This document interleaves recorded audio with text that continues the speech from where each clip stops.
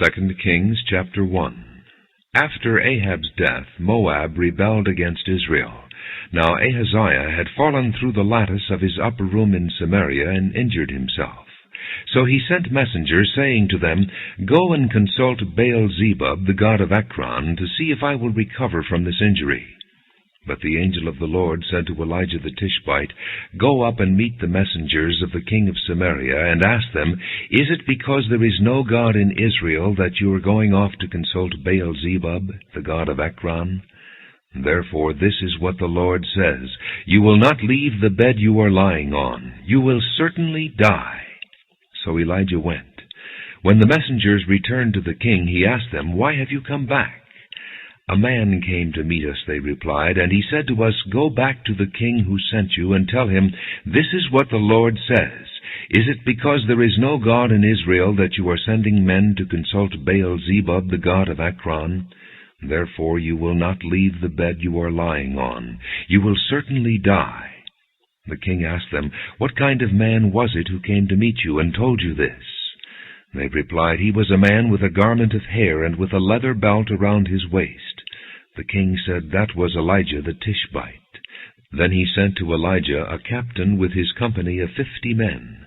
The captain went up to Elijah, who was sitting on the top of a hill, and said to him, Man of God, the king says, Come down. Elijah answered the captain, If I am a man of God, may fire come down from heaven and consume you and your 50 men. Then fire fell from heaven and consumed the captain and his men. At this the king sent to Elijah another captain with his 50 men. The captain said to him, Man of God, this is what the king says, Come down at once. If I am a man of God, Elijah replied, may fire come down from heaven and consume you and your 50 men. Then the fire of God fell from heaven and consumed him and his 50 men. So the king sent a third captain with his 50 men. This third captain went up and fell on his knees before Elijah. Man of God, he begged, please have respect for my life and the lives of these 50 men, your servants. See, fire has fallen from heaven and consumed the first 2 captains and all their men, but now have respect for my life. The angel of the Lord said to Elijah, Go down with him. Do not be afraid of him. So Elijah got up and went down with him to the king. He told the king, This is what the Lord says.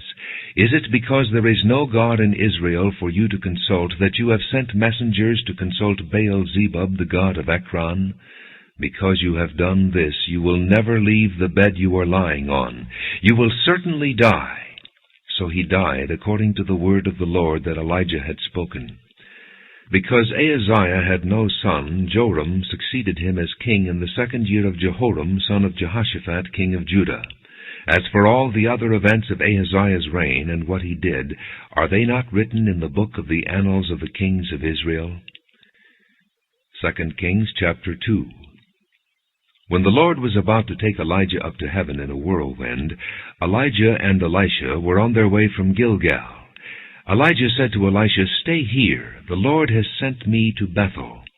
But Elisha said, As surely as the Lord lives and as you live, I will not leave you. So they went down to Bethel. The company of the prophets at Bethel came out to Elisha and asked, Do you know that the Lord is going to take your master from you today? Yes, I know, Elisha replied, but do not speak of it. Then Elijah said to him, Stay here, Elisha, the Lord has sent me to Jericho. And he replied, As surely as the Lord lives and as you live, I will not leave you. So they went to Jericho. The company of the prophets at Jericho went up to Elisha and asked him, Do you know that the Lord is going to take your master from you today? Yes, I know, he replied, but do not speak of it. Then Elijah said to him, Stay here. The Lord has sent me to the Jordan. And he replied, As surely as the Lord lives and as you live, I will not leave you. So the 2 of them walked on. 50 men of the company of the prophets went and stood at a distance, facing the place where Elijah and Elisha had stopped at the Jordan. Elijah took his cloak, rolled it up, and struck the water with it. The water divided to the right and to the left, and the 2 of them crossed over on dry ground. When they had crossed, Elijah said to Elisha, Tell me, what can I do for you before I am taken from you? "Let me inherit a double portion of your spirit," Elisha replied. "You have asked a difficult thing," Elijah said, "yet if you see me when I am taken from you, it will be yours, otherwise not." As they were walking along and talking together, suddenly a chariot of fire and horses of fire appeared and separated the two of them, and Elijah went up to heaven in a whirlwind. Elisha saw this and cried out, my father, the chariots and horsemen of Israel!" And Elisha saw him no more. Then he took hold of his own clothes and tore them apart. He picked up the cloak that had fallen from Elijah and went back and stood on the bank of the Jordan. Then he took the cloak that had fallen from him and struck the water with it. "Where now is the Lord, the God of Elijah?" he asked. When he struck the water, it divided to the right and to the left, and he crossed over. The company of the prophets from Jericho who were watching said, "The spirit of Elijah is resting on Elisha." And they went to meet him and bowed to the ground before him. "Look," they said, "we your servants have 50 able men. Let them go and look for your master. Perhaps the Spirit of the Lord has picked him up and set him down on some mountain or in some valley." "No," Elisha replied, "do not send them."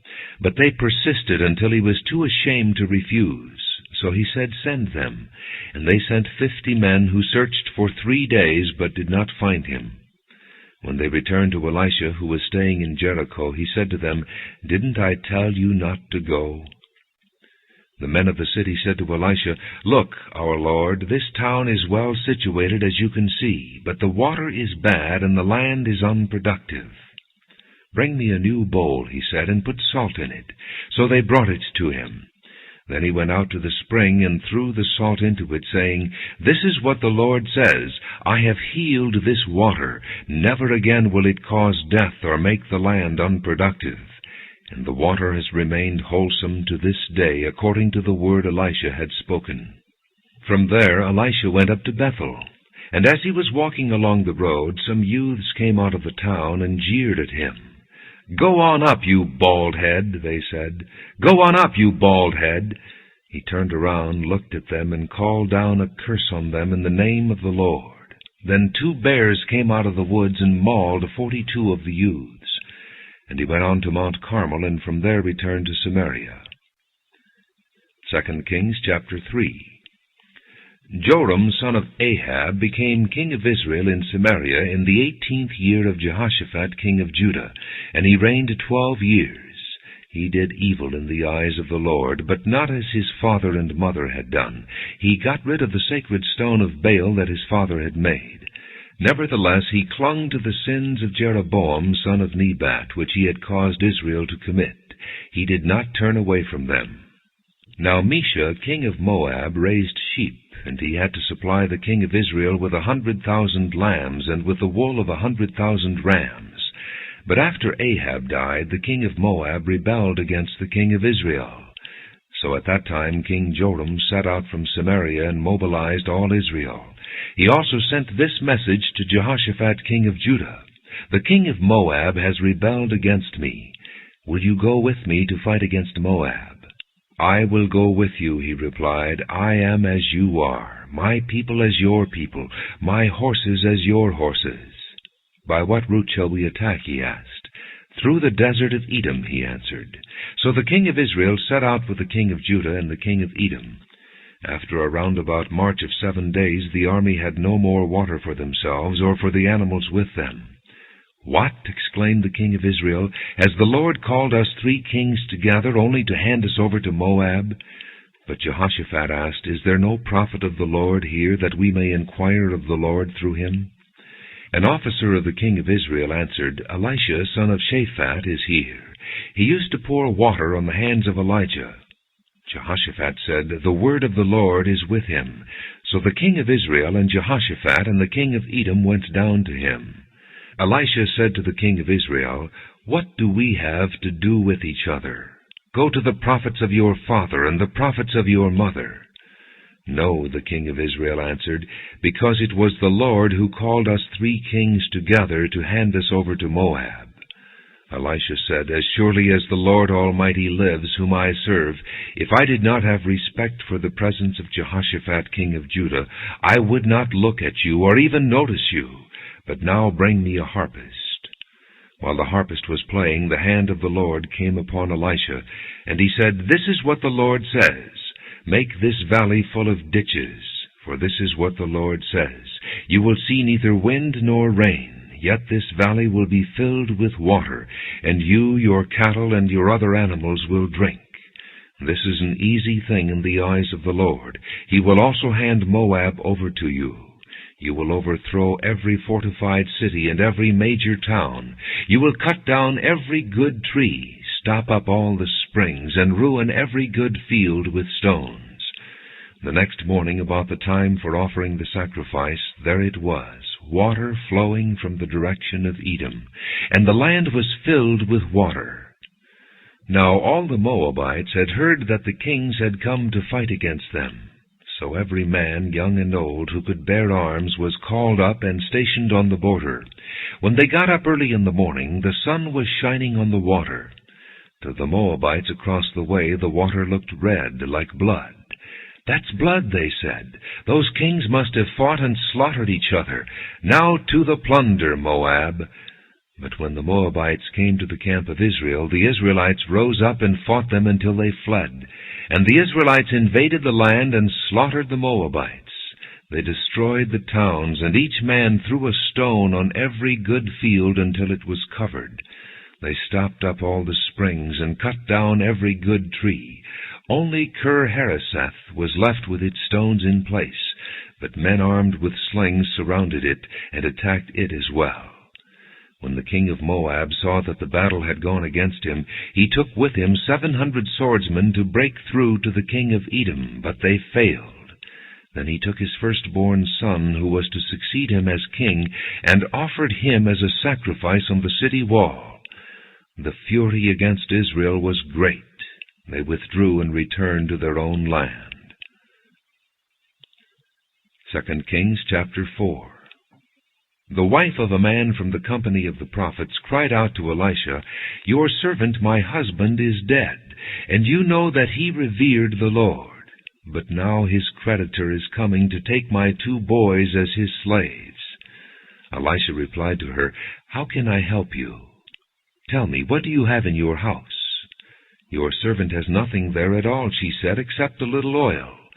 Elisha said, "Go around and ask all your neighbors for empty jars. Don't ask for just a few. Then go inside and shut the door behind you and your sons. Pour oil into all the jars, and as each is filled, put it to one side."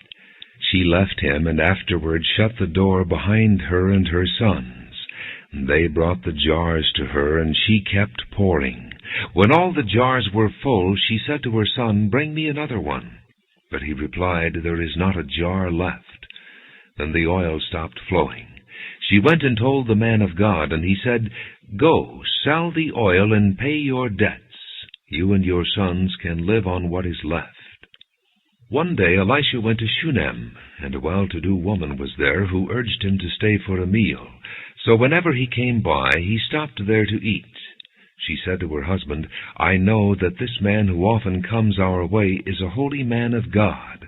Let's make a small room on the roof and put in it a bed and a table, a chair and a lamp for him. Then he can stay there whenever he comes to us."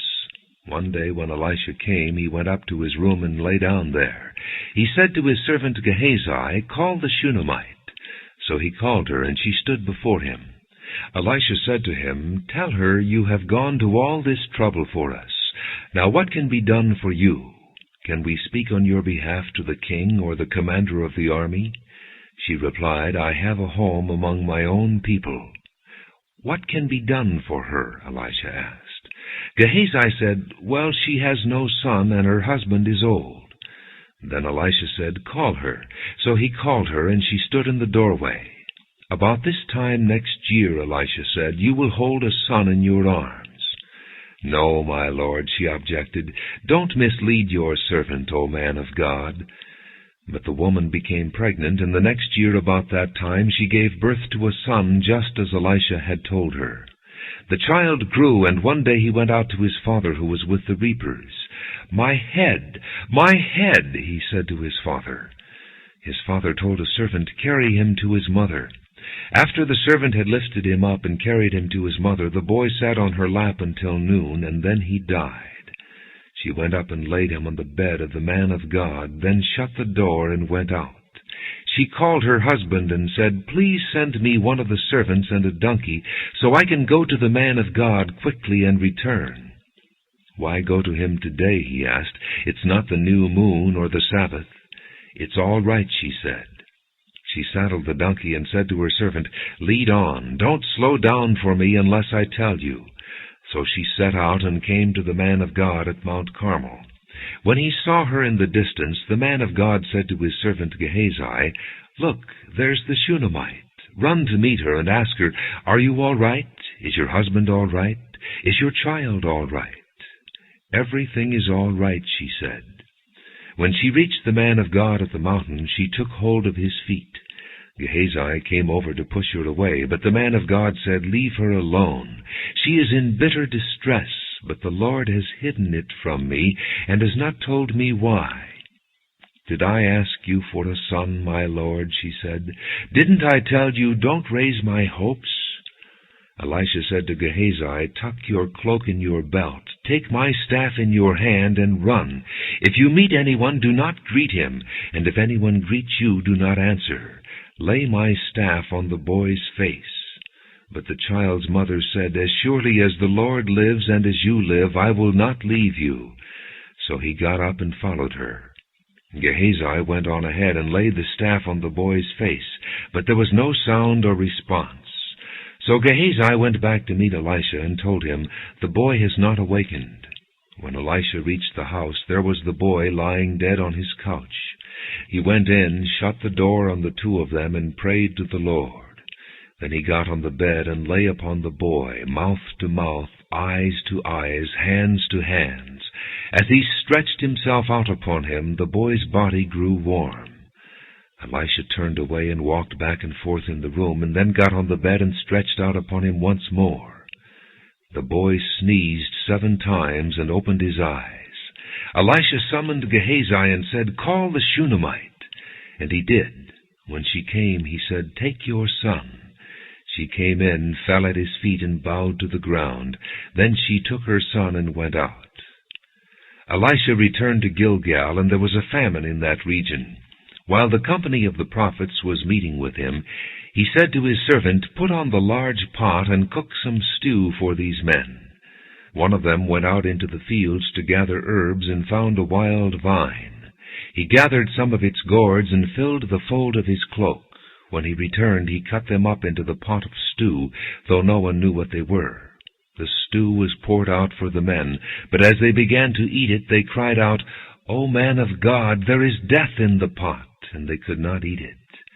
Elisha said, Get some flour. He put it into the pot and said, Serve it to the people to eat. And there was nothing harmful in the pot. A man came from Baal-Shalishah, bringing the man of God 20 loaves of barley bread baked from the first ripe grain, along with some heads of new grain. Give it to the people to eat, Elisha said. How can I set this before 100 men, his servant asked. But Elisha answered, Give it to the people to eat. For this is what the Lord says, They will eat and have some left over. Then he set it before them, and they ate and had some left over, according to the word of the Lord. 2 Kings chapter 5. Now Naaman was commander of the army of the king of Aram. He was a great man in the sight of his master, and highly regarded, because through him the Lord had given victory to Aram. He was a valiant soldier, but he had leprosy. Now bands from Aram had gone out and had taken captive a young girl from Israel, and she served Naaman's wife. She said to her mistress, If only my master would see the prophet who is in Samaria, he would cure him of his leprosy. Naaman went to his master and told him what the girl from Israel had said. By all means go, the king of Aram replied. I will send a letter to the king of Israel. So Naaman left, taking with him 10 talents of silver, 6,000 shekels of gold, and 10 sets of clothing. The letter that he took to the king of Israel read, "With this letter I am sending my servant Naaman to you, so that you may cure him of his leprosy." As soon as the king of Israel read the letter, he tore his robes and said, "Am I God? Can I kill and bring back to life? Why does this fellow send someone to me to be cured of his leprosy? See how he is trying to pick a quarrel with me." When Elisha the man of God heard that the king of Israel had torn his robes, he sent him this message, "Why have you torn your robes? Have the man come to me, and he will know that there is a prophet in Israel." So Naaman went with his horses and chariots and stopped at the door of Elisha's house. Elisha sent a messenger to say to him, "Go, wash yourself 7 times in the Jordan, and your flesh will be restored, and you will be cleansed." But Naaman went away angry and said, "I thought that he would surely come out to me and stand and call on the name of the Lord his God, wave his hand over the spot, and cure me of my leprosy. Are not Abana and Pharpar, the rivers of Damascus, better than any of the waters of Israel? Couldn't I wash in them and be cleansed?" So he turned and went off in a rage. Naaman's servants went to him and said, "My father, if the prophet had told you to do some great thing, would you not have done it? How much more then when he tells you, 'Wash and be cleansed'?" So he went down and dipped himself in the Jordan 7 times, as the man of God had told him, and his flesh was restored, and became clean like that of a young boy. Then Naaman and all his attendants went back to the man of God. He stood before him and said, "Now I know that there is no God in all the world except in Israel. Please accept now a gift from your servant." The prophet answered, "As surely as the Lord lives whom I serve, I will not accept a thing." And even though Naaman urged him, he refused. "If you will not," said Naaman, "please let me, your servant, be given as much earth as a pair of mules can carry, for your servant will never again make burnt offerings and sacrifices to any other god but the Lord. But may the Lord forgive your servant for this one thing.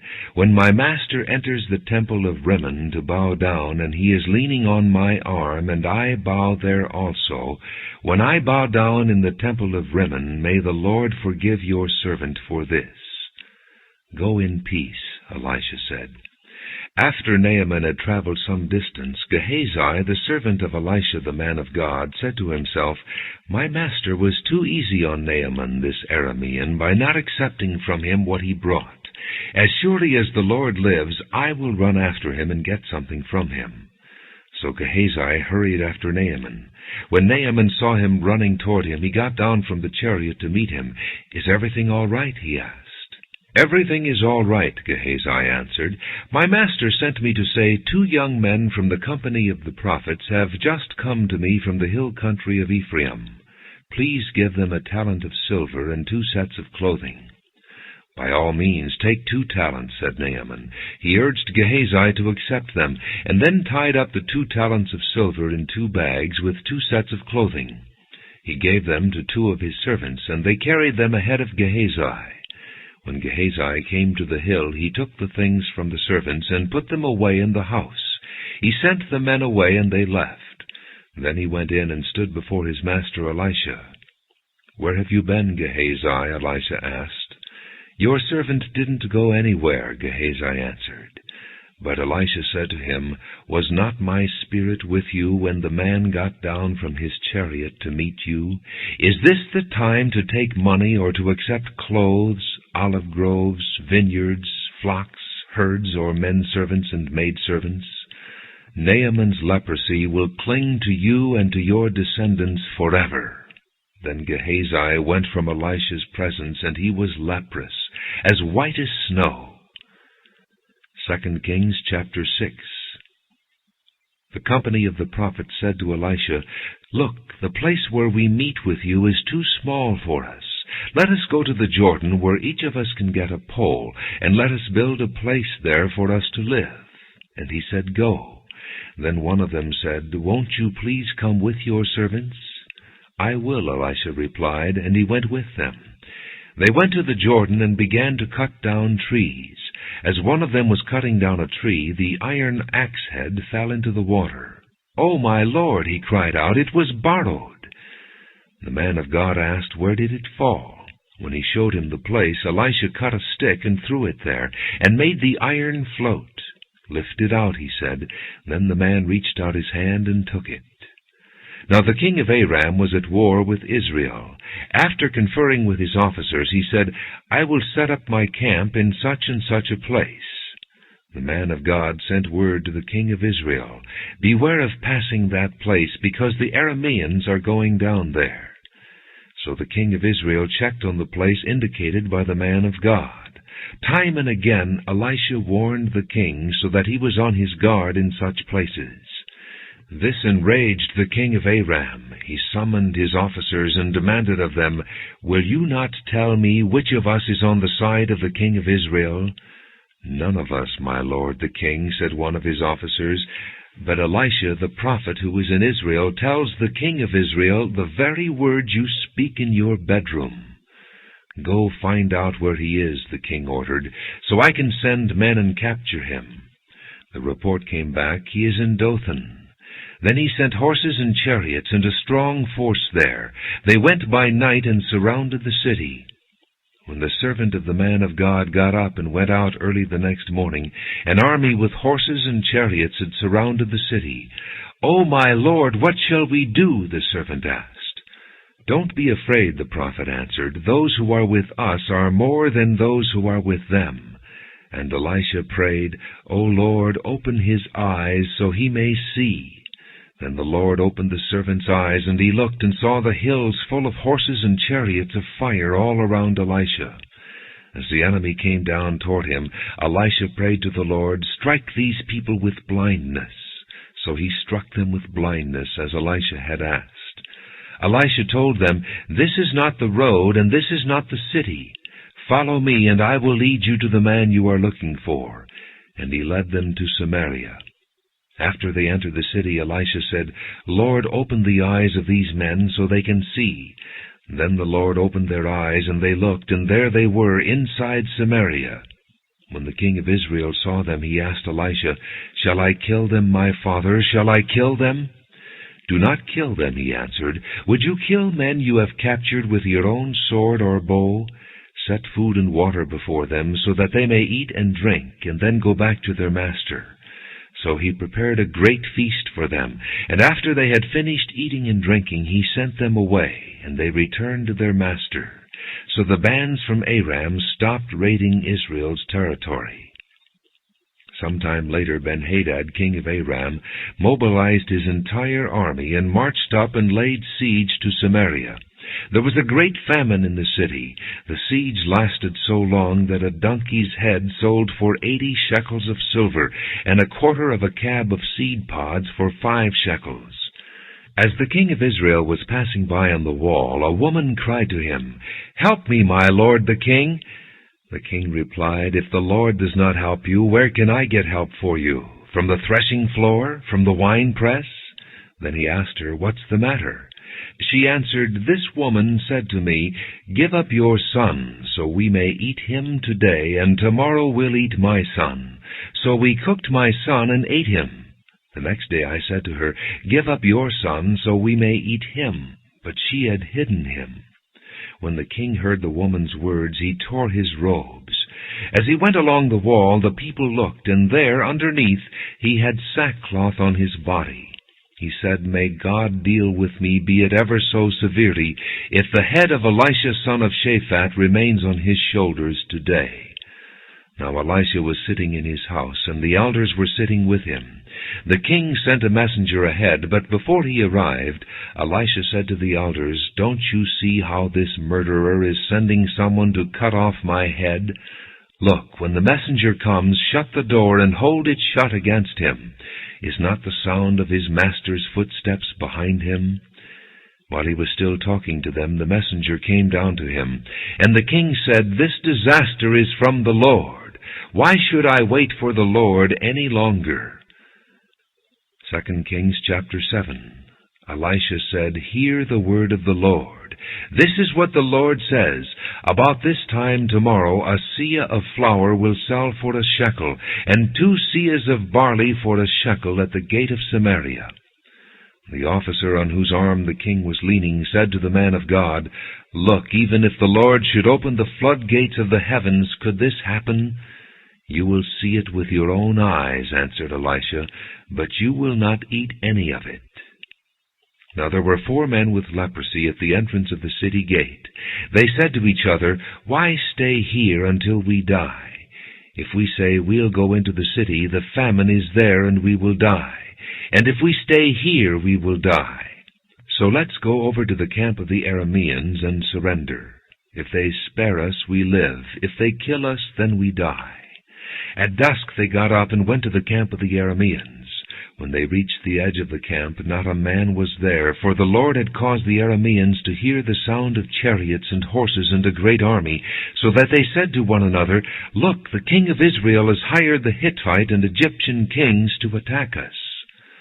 So they got up and fled in the dusk, and abandoned their tents and their horses and donkeys. They left the camp as it was, and ran for their lives. The men who had leprosy reached the edge of the camp and entered one of the tents. They ate and drank, and carried away silver, gold, and clothes, and went off and hid them. They returned and entered another tent, and took some things from it, and hid them also. Then they said to each other, "We're not doing right.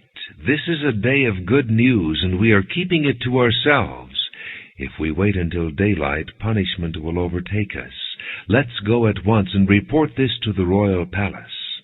So they went and called out to the city gatekeepers and told them, "We went into the Aramean camp, and not a man was there, not a sound of anyone, only tethered horses and donkeys, and the tents left just as they were." The gatekeepers shouted the news, and it was reported within the palace. The king got up in the night and said to his officers, "I will tell you what the Arameans have done to us. They know we are starving, so they have left the camp to hide in the countryside, thinking, 'They will surely come out, and then we will take them alive and get into the city.'" One of his officers answered, "Have some men take 5 of the horses that are left in the city. Their plight will be like that of all the Israelites left here. Yes, they will only be like all these Israelites who are doomed. So let us send them to find out what happened." So they selected 2 chariots with their horses, and the king sent them after the Aramean army. He commanded the drivers, "Go and find out what has happened." They followed them as far as the Jordan, and they found the whole road strewn with the clothing and equipment the Arameans had thrown away in their headlong flight. So the messengers returned and reported to the king. Then the people went out and plundered the camp of the Arameans. So a seah of flour sold for a shekel, and 2 seahs of barley sold for a shekel, as the Lord had said. Now the king had put the officer on whose arm he leaned in charge of the gate, and the people trampled him in the gateway, and he died, just as the man of God had foretold when the king came down to his house. It happened as the man of God had said to the king, "About this time tomorrow a seah of flour will sell for a shekel, and 2 seahs of barley for a shekel at the gate of Samaria." The officer had said to the man of God, "Look, even if the Lord should open the floodgates of the heavens, could this happen?" The man of God had replied, "You will see it with your own eyes, but you will not eat any of it." And that is exactly what happened to him, for the people trampled him in the gateway, and he died. 2 Kings chapter 8. Now Elisha had said to the woman whose son he had restored to life, "Go away with your family and stay for a while wherever you can, because the Lord has decreed a famine in the land that will last 7 years." And the woman proceeded to do as the man of God said. She and her family went away and stayed in the land of the Philistines 7 years. At the end of the 7 years she came back from the land of the Philistines and went to the king to beg for her house and land. The king was talking to Gehazi, the servant of the man of God, and had said, "Tell me about all the great things Elisha has done." Just as Gehazi was telling the king how Elisha had restored the dead to life, the woman whose son Elisha had brought back to life came to beg the king for her house and land. Gehazi said, "This is the woman, my lord the king, and this is her son whom Elisha restored to life." The king asked the woman about it, and she told him. Then he assigned an official to her case and said to him, "Give back everything that belonged to her, including all the income from her land from the day she left the country until now." Elisha went to Damascus, and Ben-Hadad, king of Aram, was ill.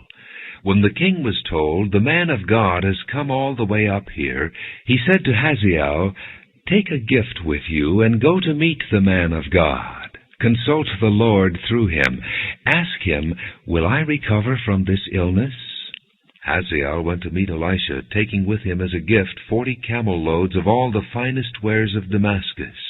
He went in and stood before him and said, "Your son Ben-Hadad, king of Aram, has sent me to ask, 'Will I recover from this illness?'" Elisha answered, "Go and say to him, 'You will certainly recover. But the Lord has revealed to me that he will in fact die.'" He stared at him with a fixed gaze until Hazael felt ashamed. Then the man of God began to weep. "Why is my Lord weeping?" asked Hazael. "Because I know the harm you will do to the Israelites," he answered. "You will set fire to their fortified places, kill their young men with the sword, dash their little children to the ground, and rip open their pregnant women." Hazael said, "How could your servant, a mere dog, accomplish such a feat?" "The Lord has shown me that you will become king of Aram," answered Elisha. Then Hazael left Elisha and returned to his master. When Ben-Hadad asked, "What did Elisha say to you?" Hazael replied, "He told me that you would certainly recover." But the next day he took a thick cloth, soaked it in water, and spread it over the king's face, so that he died. Then Hazael succeeded him as king. In the 5th year of Joram, son of Ahab, king of Israel, when Jehoshaphat was king of Judah, Jehoram, son of Jehoshaphat, began his reign as king of Judah. He was 32 years old when he became king, and he reigned in Jerusalem 8 years. He walked in the ways of the kings of Israel, as the house of Ahab had done, for he married a daughter of Ahab. He did evil in the eyes of the Lord. Nevertheless, for the sake of his servant David, the Lord was not willing to destroy Judah. He had promised to maintain a lamp for David and his descendants forever. In the time of Jehoram, Edom rebelled against Judah and set up its own king. So Jehoram went to Zair with all his chariots. The Edomites surrounded him and his chariot commanders, but he rose up and broke through by night. His army, however, fled back home. To this day, Edom has been in rebellion against Judah. Libnah revolted at the same time. As for the other events of Jehoram's reign and all he did, are they not written in the book of the annals of the kings of Judah? Jehoram rested with his fathers and was buried with them in the city of David. And Ahaziah his son succeeded him as king. In the 12th year of Joram, son of Ahab, king of Israel, Ahaziah, son of Jehoram, king of Judah, began to reign. Ahaziah was 22 years old when he became king, and he reigned in Jerusalem 1 year. His mother's name was Athaliah, a granddaughter of Omri, king of Israel. He walked in the ways of the house of Ahab, and did evil in the eyes of the Lord, as the house of Ahab had done, for he was related by marriage to Ahab's family. Ahaziah went with Joram, son of Ahab, to war against Hazael, king of Aram, at Ramoth-Gilead. The Arameans wounded Joram, so King Joram returned to Jezreel to recover from the wounds the Arameans had inflicted on him at Ramoth in his battle with Hazael, king of Aram. Then Ahaziah, son of Jehoram, king of Judah, went down to Jezreel to see Joram, son of Ahab, because he had been wounded. 2 Kings chapter 9.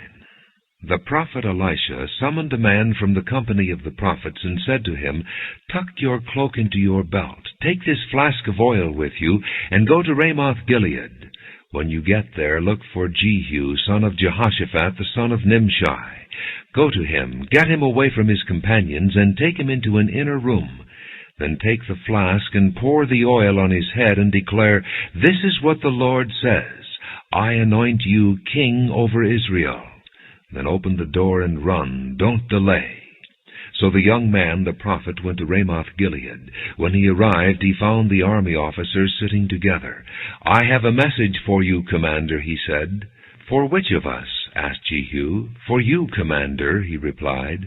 Jehu got up and went into the house. Then the prophet poured the oil on Jehu's head and declared, "This is what the Lord, the God of Israel, says, I anoint you king over the Lord's people Israel. You are to destroy the house of Ahab your master, and I will avenge the blood of my servants the prophets, and the blood of all the Lord's servants shed by Jezebel. The whole house of Ahab will perish. I will cut off from Ahab every last male in Israel, slave or free. I will make the house of Ahab like the house of Jeroboam son of Nebat, and like the house of Baasha son of Ahijah. As for Jezebel, dogs will devour her on the plot of ground at Jezreel, and no one will bury her." Then he opened the door and ran. When Jehu went out to his fellow officers, one of them asked him, "Is everything all right? Why did this madman come to you?" "You know the man and the sort of things he says," Jehu replied. "That's not true," they said. "Tell us." Jehu said, "Here is what he told me. This is what the Lord says, I anoint you king over Israel." They hurried and took their cloaks and spread them under him on the bare steps. Then they blew the trumpet and shouted, "Jehu is king." So Jehu, son of Jehoshaphat, the son of Nimshi, conspired against Joram. Now Joram and all Israel had been defending Ramoth-Gilead against Hazael, king of Aram. But King Joram had returned to Jezreel to recover from the wounds the Arameans had inflicted on him in the battle with Hazael, king of Aram. Jehu said, "If this is the way you feel, don't let anyone slip out of the city to go and tell the news in Jezreel." Then he got into his chariot and rode to Jezreel, because Joram was resting there, and Ahaziah king of Judah had gone down to see him. When the lookout standing on the tower in Jezreel saw Jehu's troops approaching, he called out, "I see some troops coming." "Get a horseman," Joram ordered. "Send him to meet them, and ask, 'Do you come in peace?'" The horseman rode off to meet Jehu and said, "This is what the king says, 'Do you come in peace?'" "What do you have to do with peace?" Jehu replied. "Fall in behind me." The lookout reported, "The messenger has reached them, but he isn't coming back." So the king sent out a second horseman. When he came to them, he said, "This is what the king says, 'Do you come in peace?'" Jehu replied, "What do you have to do with peace? Fall in behind me." The lookout reported, "He has reached them, but he isn't coming back either. The driving is like that of Jehu, son of Nimshi. He drives like a madman."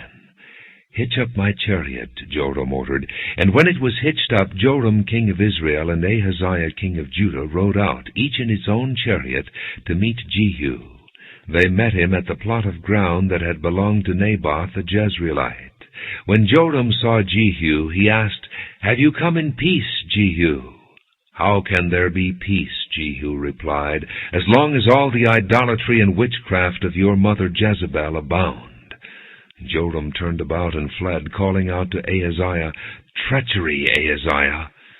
Then Jehu drew his bow and shot Joram between the shoulders. The arrow pierced his heart, and he slumped down in his chariot. Jehu said to Bidkar, his chariot officer, "Pick him up and throw him on the field that belonged to Naboth the Jezreelite.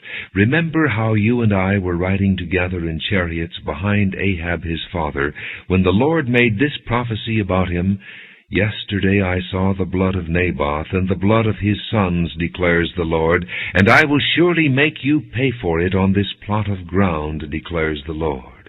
Now then, pick him up and throw him on that plot in accordance with the word of the Lord."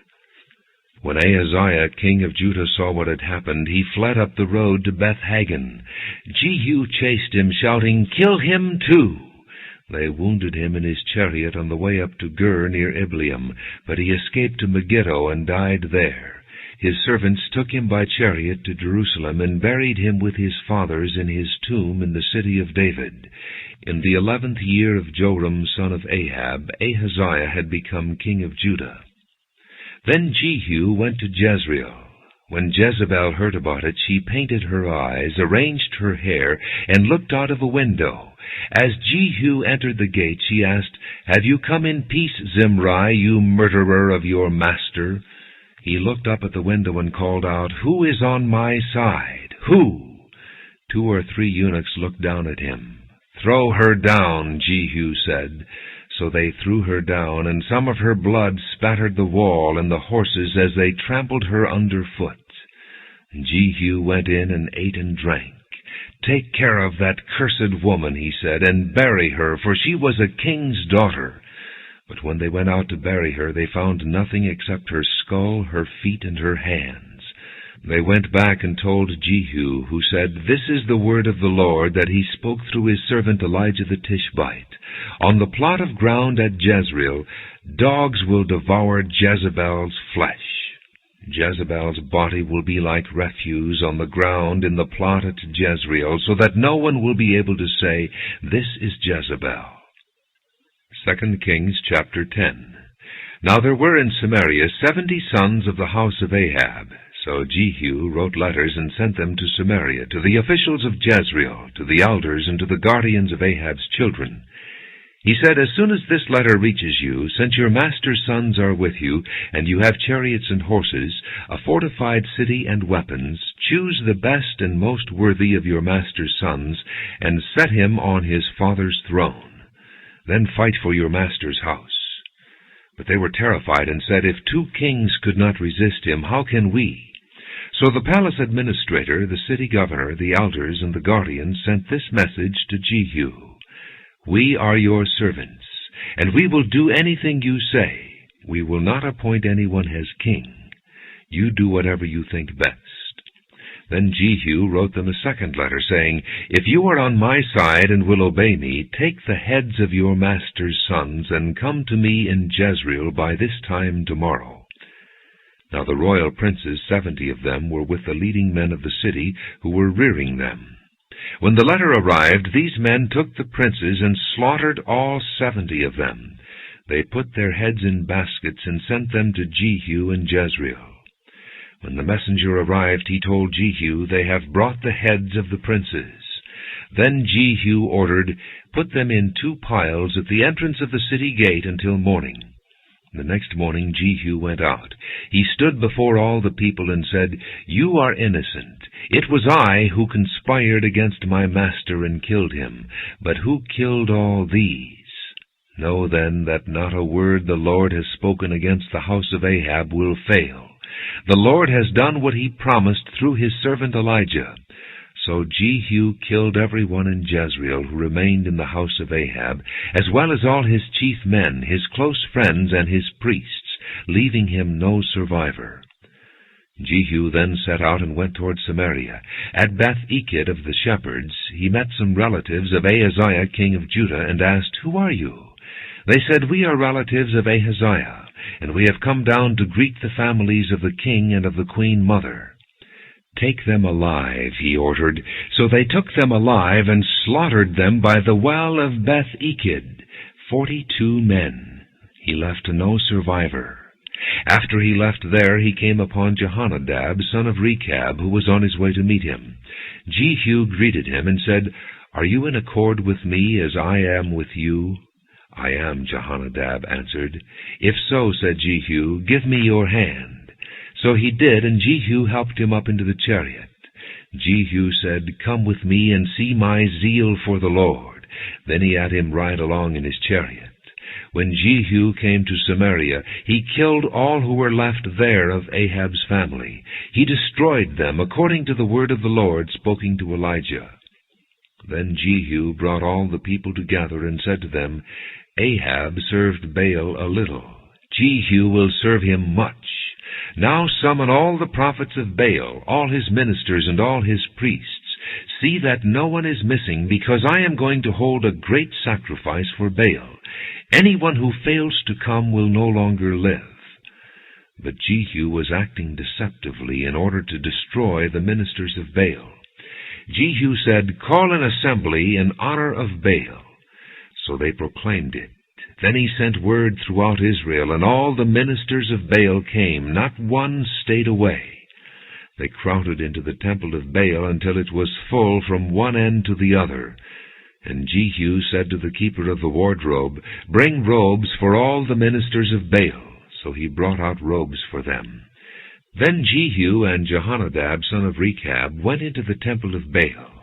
Jehu said to the ministers of Baal, "Look around and see that no servants of the Lord are here with you, only ministers of Baal." So they went in to make sacrifices and burnt offerings. Now Jehu had posted 80 men outside with this warning, "If one of you lets any of the men I am placing in your hands escape, it will be your life for his life." As soon as Jehu had finished making the burnt offering, he ordered the guards and officers, "Go in and kill them. Let no one escape." So they cut them down with the sword. The guards and officers threw the bodies out and then entered the inner shrine of the temple of Baal. They brought the sacred stone out of the temple of Baal and burned it. They demolished the sacred stone of Baal and tore down the temple of Baal, and people have used it for a latrine to this day. So Jehu destroyed Baal worship in Israel. However, he did not turn away from the sins of Jeroboam son of Nebat, which he had caused Israel to commit, the worship of the golden calves at Bethel and Dan. The Lord said to Jehu, "Because you have done well in accomplishing what is right in my eyes, and have done to the house of Ahab all I had in mind to do, your descendants will sit on the throne of Israel to the 4th generation." Yet Jehu was not careful to keep the law of the Lord, the God of Israel, with all his heart. He did not turn away from the sins of Jeroboam, which he had caused Israel to commit. In those days the Lord began to reduce the size of Israel. Hazael overpowered the Israelites throughout their territory east of the Jordan in all the land of Gilead, the region of Gad, Reuben, and Manasseh, from Aroer by the Arnon Gorge through Gilead to Bashan. As for the other events of Jehu's reign, all he did and all his achievements, are they not written in the book of the annals of the kings of Israel? Jehu rested with his fathers and was buried in Samaria, and Jehoahaz his son succeeded him as king. The time that Jehu reigned over Israel in Samaria was 28 years. 2 Kings chapter 11. When Athaliah, the mother of Ahaziah, saw that her son was dead, she proceeded to destroy the whole royal family. But Jehosheba, the daughter of King Jehoram and sister of Ahaziah, took Joash, son of Ahaziah, and stole him away from among the royal princes who were about to be murdered. She put him and his nurse in a bedroom to hide him from Athaliah. So he was not killed. He remained hidden with his nurse at the temple of the Lord for 6 years while Athaliah ruled the land. In the 7th year Jehoiada sent for the commanders of units of 100, the Keretes and the guards, and had them brought to him at the temple of the Lord. He made a covenant with them and put them under oath at the temple of the Lord. Then he showed them the king's son. He commanded them, saying, "This is what you are to do. You who are in the 3 companies that are going on duty on the Sabbath, a third of you guarding the royal palace, a third at the Sur gate, and a third at the gate behind the guard, who take turns guarding the temple, and you who are in the other 2 companies that normally go off Sabbath duty, are all to guard the temple for the king. Station yourselves around the king, each man with his weapon in his hand. Anyone who approaches your ranks must be put to death. Stay close to the king wherever he goes." The commanders of units of 100 did just as Jehoiada the priest ordered. Each one took his men, those who were going on duty on the Sabbath, and those who were going off duty, and came to Jehoiada the priest. Then he gave the commanders the spears and shields that had belonged to King David and that were in the temple of the Lord.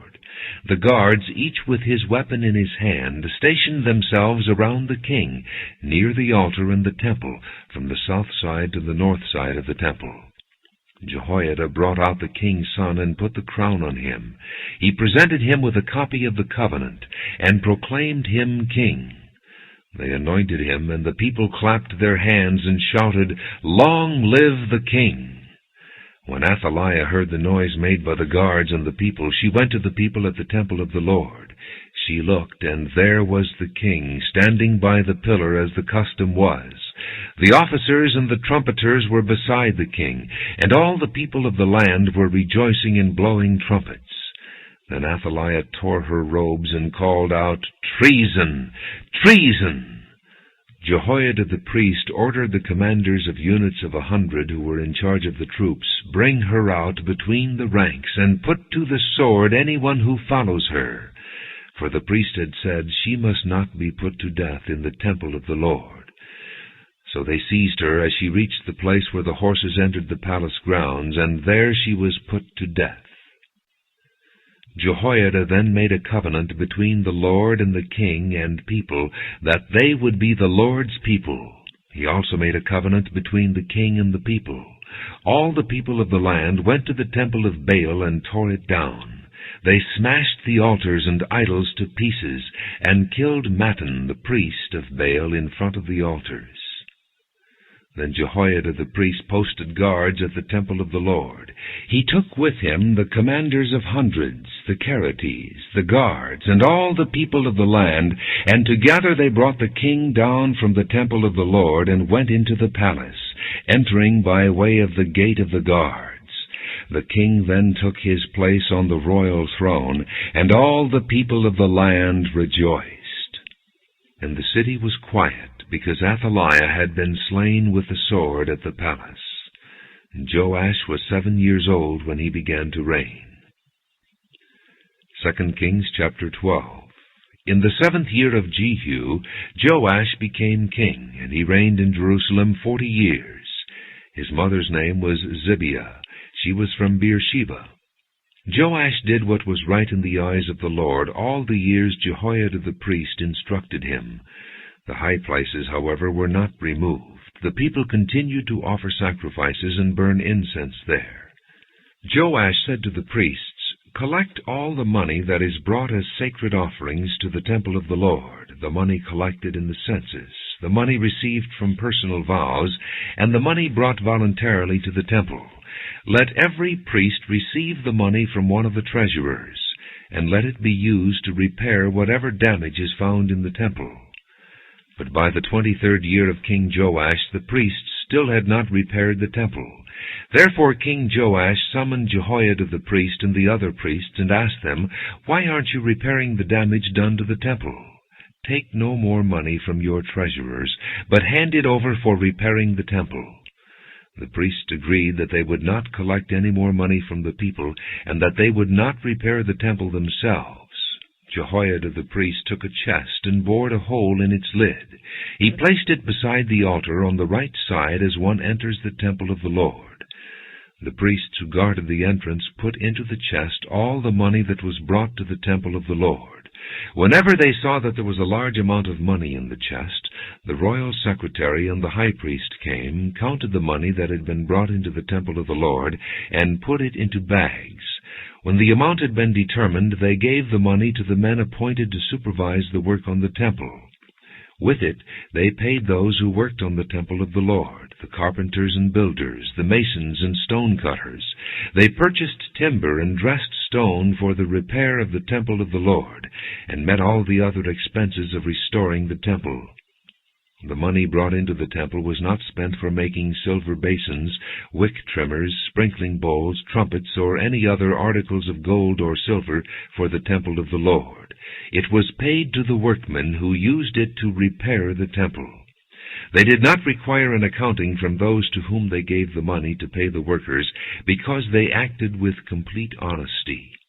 The money from the guilt offerings and sin offerings was not brought into the temple of the Lord.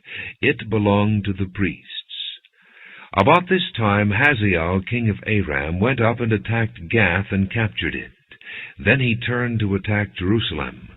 But Joash, king of Judah, took all the sacred objects dedicated by his fathers, Jehoshaphat, Jehoram, and Ahaziah, the kings of Judah, and the gifts he himself had dedicated, and all the gold found in the treasuries of the temple of the Lord and of the royal palace, and he sent them to Hazael, king of Aram, who then withdrew from Jerusalem. As for the other events of the reign of Joash, and all he did, are they not written in the book of the annals of the kings of Judah? His officials conspired against him and assassinated him at Beth Millo, on the road down to Silla. The officials who murdered him were Jozabad, son of Shemaiah, and Jehozabad, son of Shomer. He died and was buried with his fathers in the city of David, and Amaziah his son succeeded him as king. 2 Kings chapter 13. In the 23rd year of Joash, son of Ahaziah, king of Judah, Jehoahaz, son of Jehu, became king of Israel in Samaria, and he reigned 17 years. He did evil in the eyes of the Lord by following the sins of Jeroboam, son of Nebat, which he had caused Israel to commit, and he did not turn away from them.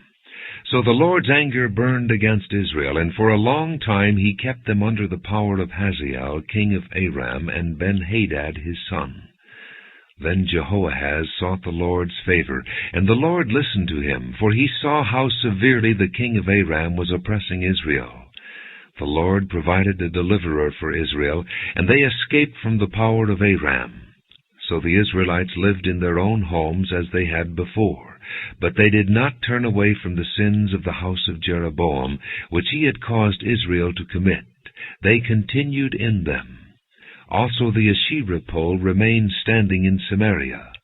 Nothing had been left of the army of Jehoahaz except 50 horsemen, 10 chariots, and 10,000 foot soldiers, for the king of Aram had destroyed the rest, and made them like the dust at threshing time. As for the other events of the reign of Jehoahaz, all he did and his achievements, are they not written in the book of the annals of the kings of Israel? Jehoahaz rested with his fathers and was buried in Samaria, and Jehoash his son succeeded him as king.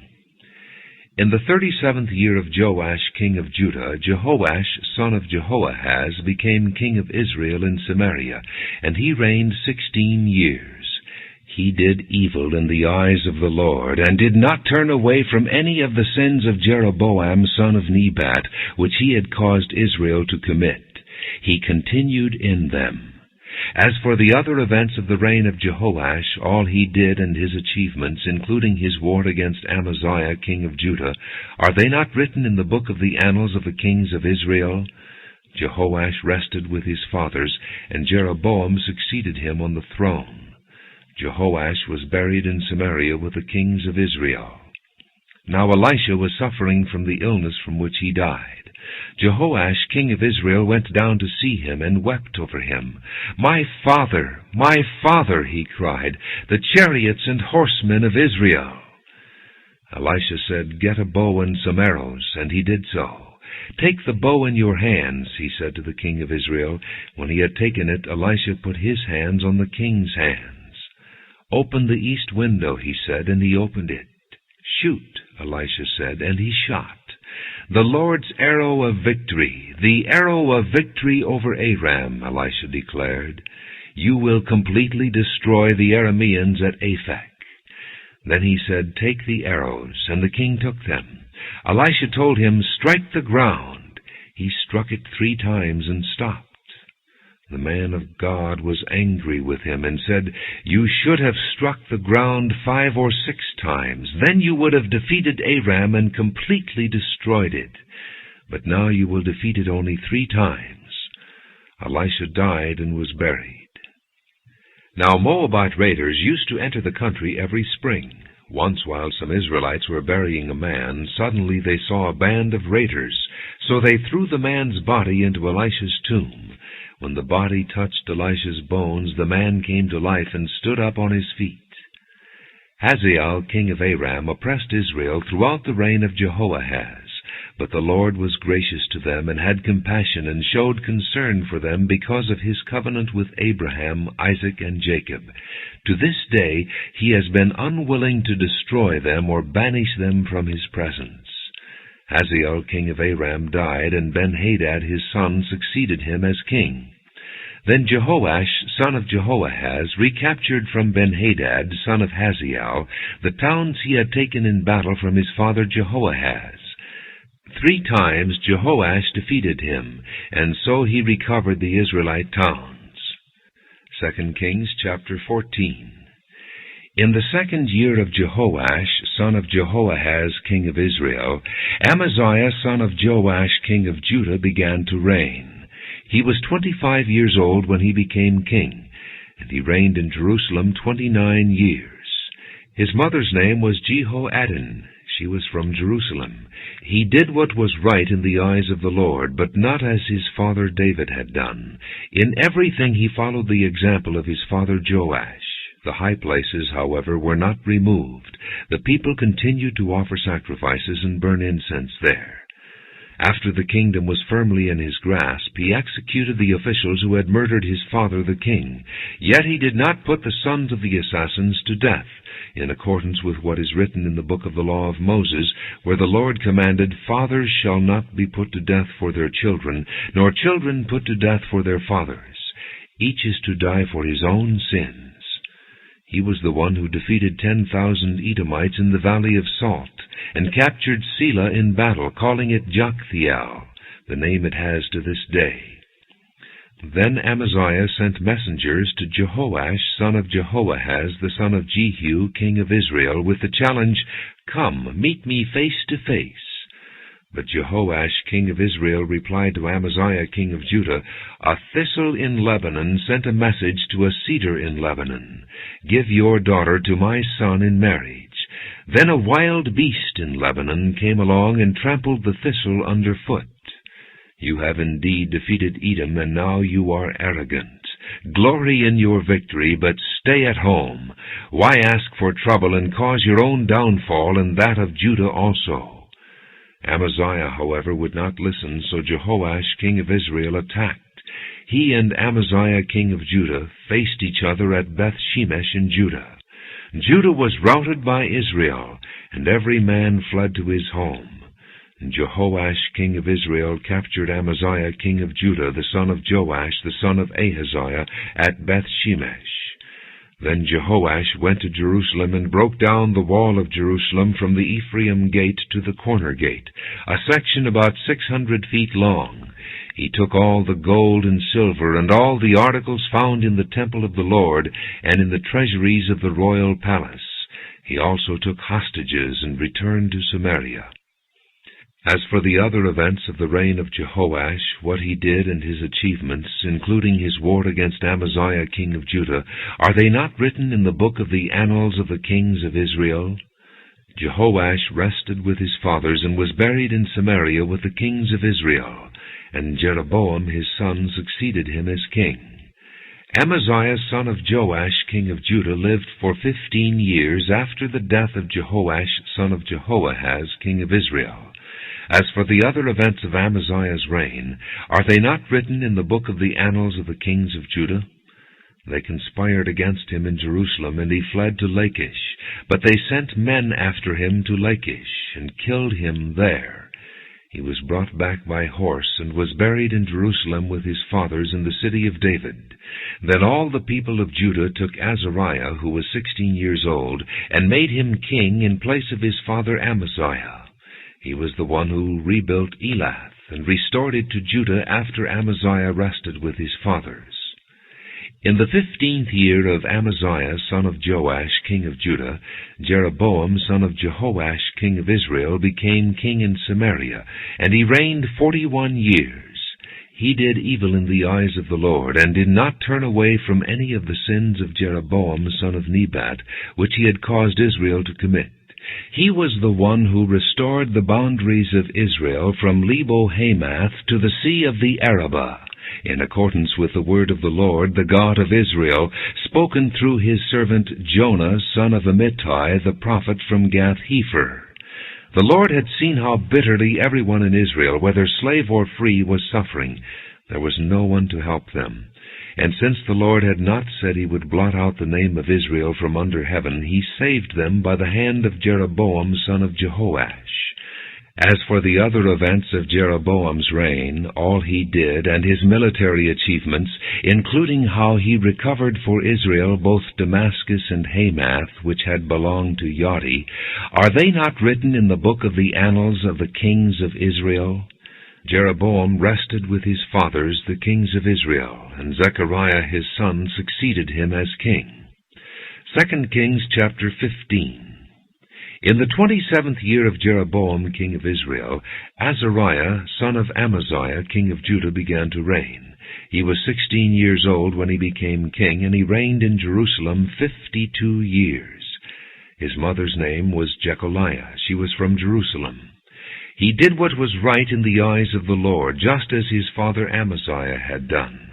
The high places, however, were not removed. The people continued to offer sacrifices and burn incense there. The Lord afflicted the king with leprosy until the day he died, and he lived in a separate house. Jotham, the king's son, had charge of the palace and governed the people of the land. As for the other events of Azariah's reign and all he did, are they not written in the book of the annals of the kings of Judah? Azariah rested with his fathers and was buried near them in the city of David, and Jotham his son succeeded him as king. In the 38th year of Azariah king of Judah, Zechariah son of Jeroboam became king of Israel in Samaria, and he reigned 6 months.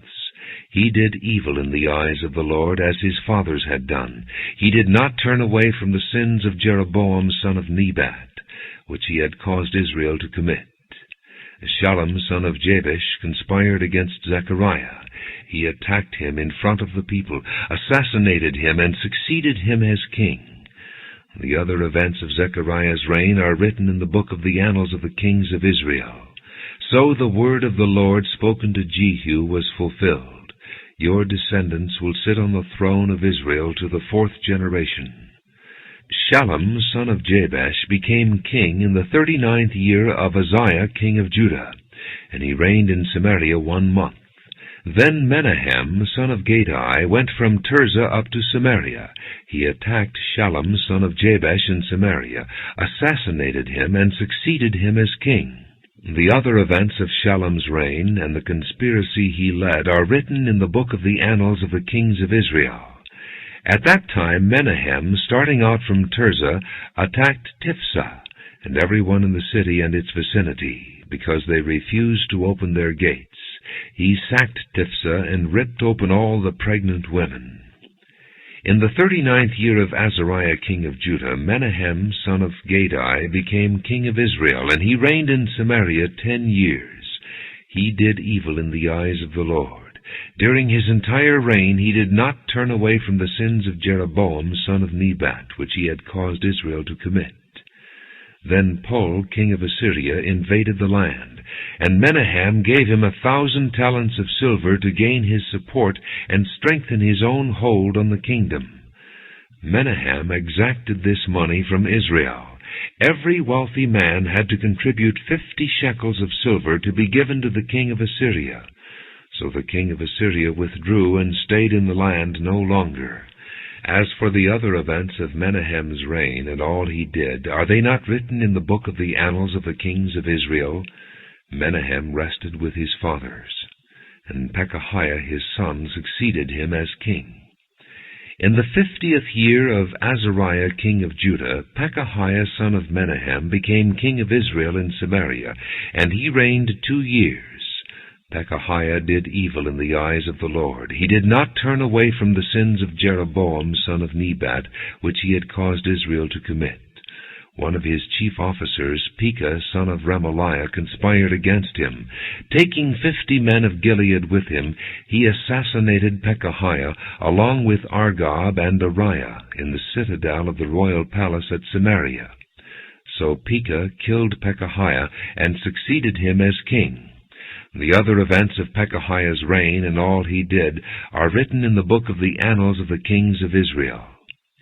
In the 52nd year of Azariah king of Judah, Pekah son of Remaliah became king of Israel in Samaria, and he reigned 20 years. He did evil in the eyes of the Lord. He did not turn away from the sins of Jeroboam son of Nebat, which he had caused Israel to commit.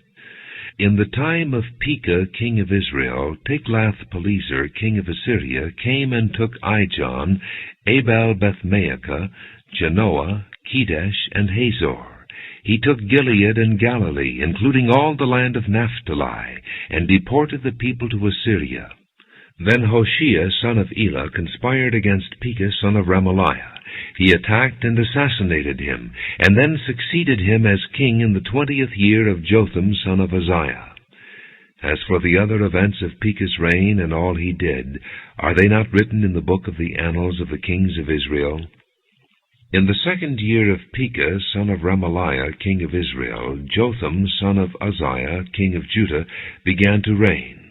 He was 25 years old when he became king, and he reigned in Jerusalem 16 years. His mother's name was Jerusha, daughter of Zadok. He did what was right in the eyes of the Lord, just as his father Uzziah had done. The high places, however, were not removed. The people continued to offer sacrifices and burn incense there. Jotham rebuilt the upper gate of the temple of the Lord. As for the other events of Jotham's reign and what he did, are they not written in the book of the annals of the kings of Judah? In those days the Lord began to send Rezin, king of Aram, and Pekah, son of Remaliah, against Judah. Jotham rested with his fathers, and was buried with them in the city of David, the city of his father. And Ahaz his son succeeded him as king. 2 Kings chapter 16. In the 17th year of Pekah, son of Remaliah, Ahaz, son of Jotham, king of Judah, began to reign. Ahaz was 20 years old when he became king, and he reigned in Jerusalem 16 years. Unlike David his father, he did not do what was right in the eyes of the Lord his God. He walked in the ways of the kings of Israel, and even sacrificed his son in the fire, following the detestable ways of the nations the Lord had driven out before the Israelites. He offered sacrifices and burned incense at the high places, on the hilltops, and under every spreading tree. Then Rezin, king of Aram, and Pekah, son of Remaliah, king of Israel, marched up to fight against Jerusalem, and besieged Ahaz, but they could not overpower him. At that time Rezin, king of Aram, recovered Elath for Aram by driving out the men of Judah. Edomites then moved into Elath, and have lived there to this day. Ahaz sent messengers to say to Tiglath-Pileser, king of Assyria, "I am your servant and vassal. Come up and save me out of the hand of the king of Aram and of the king of Israel who are attacking me." And Ahaz took the silver and gold found in the temple of the Lord and in the treasuries of the royal palace, and sent it as a gift to the king of Assyria. The king of Assyria complied by attacking Damascus and capturing it. He deported its inhabitants to Kir, and put Rezin to death. Then King Ahaz went to Damascus to meet Tiglath-Pileser, king of Assyria. He saw an altar in Damascus, and sent to Uriah the priest a sketch of the altar, with detailed plans for its construction. So Uriah the priest built an altar in accordance with all the plans that King Ahaz had sent from Damascus, and finished it before King Ahaz returned. When the king came back from Damascus and saw the altar, he approached it and presented offerings on it. He offered up his burnt offering and grain offering, poured out his drink offering, and sprinkled the blood of his fellowship offerings on the altar. The bronze altar that stood before the Lord he brought from the front of the temple, from between the new altar and the temple of the Lord, and put it on the north side of the new altar. King Ahaz then gave these orders to Uriah the priest: "On the large new altar offer the morning burnt offerings and the evening grain offering, the king's burnt offering and his grain offering, and the burnt offering of all the people of the land, and their grain offering and their drink offering.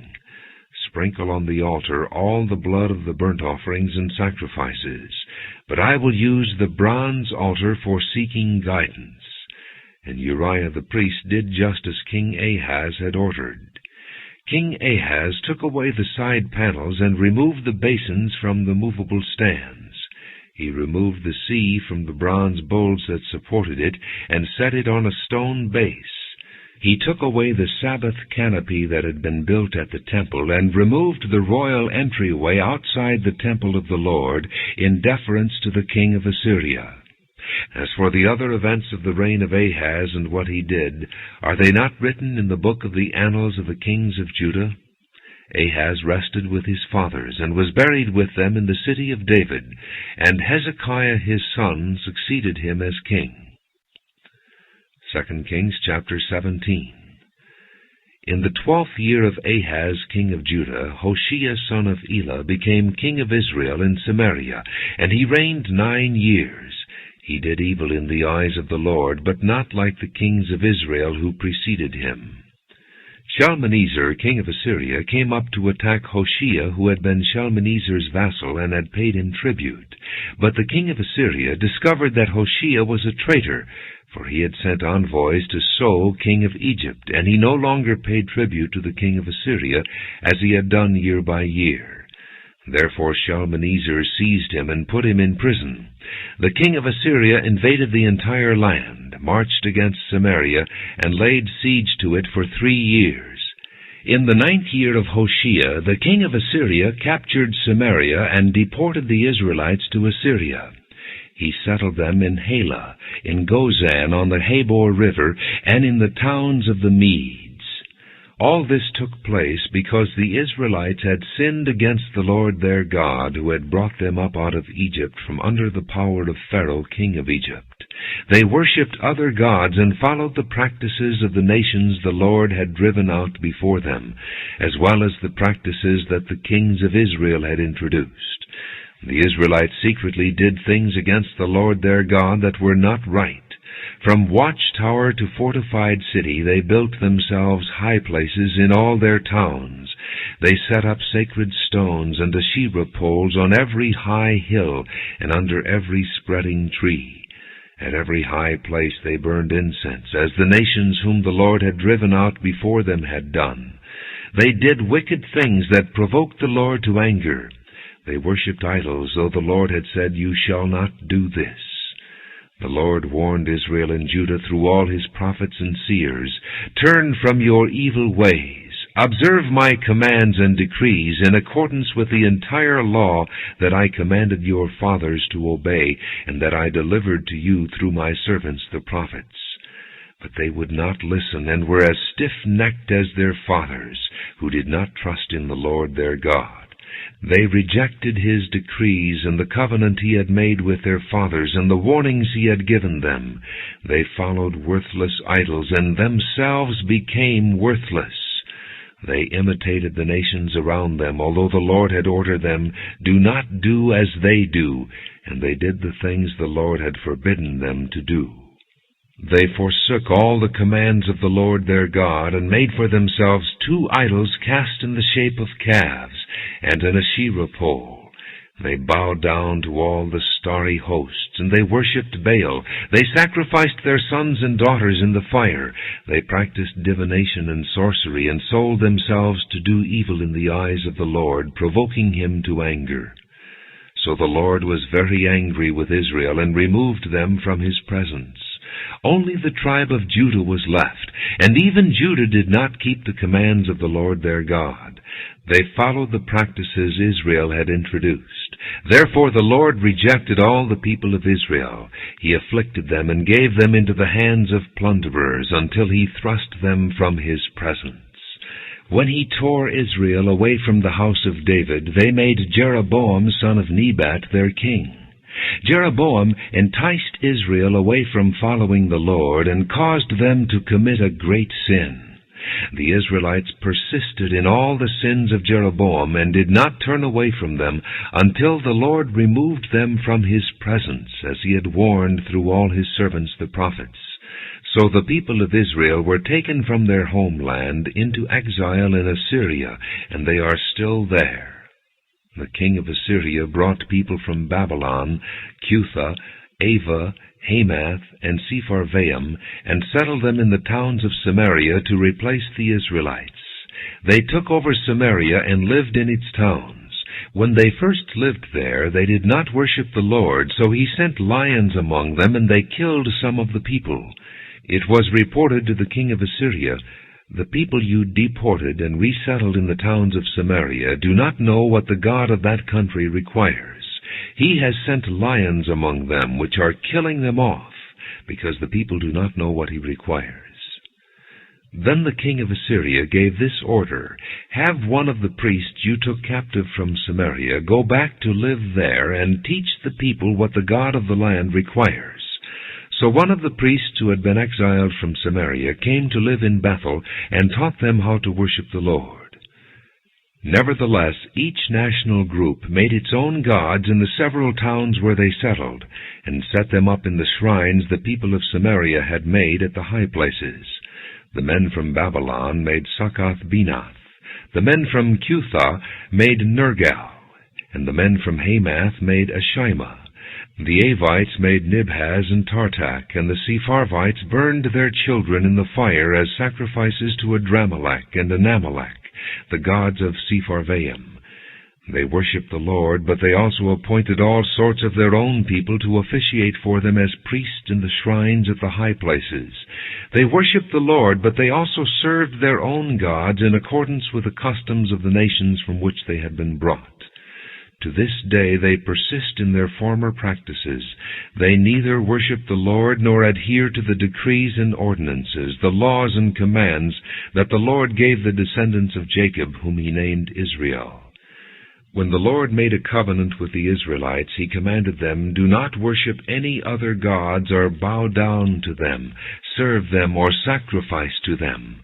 But the Lord, who brought you up out of Egypt with mighty power and outstretched arm, is the one you must worship.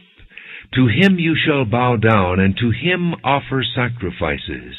You must always be careful to keep the decrees and ordinances, the laws and commands he wrote for you. Do not worship other gods. Do not forget the covenant I have made with you, and do not worship other gods. Rather, worship the Lord your God. It is he who will deliver you from the hand of all your enemies. They would not listen, however, but persisted in their former practices. Even while these people were worshiping the Lord, they were serving their idols. To this day, their children and grandchildren continue to do as their fathers did. 2 Kings chapter 18. In the 3rd year of Hoshea son of Elah, king of Israel, Hezekiah son of Ahaz, king of Judah, began to reign. He was 25 years old when he became king, and he reigned in Jerusalem 29 years. His mother's name was Abijah, daughter of Zechariah.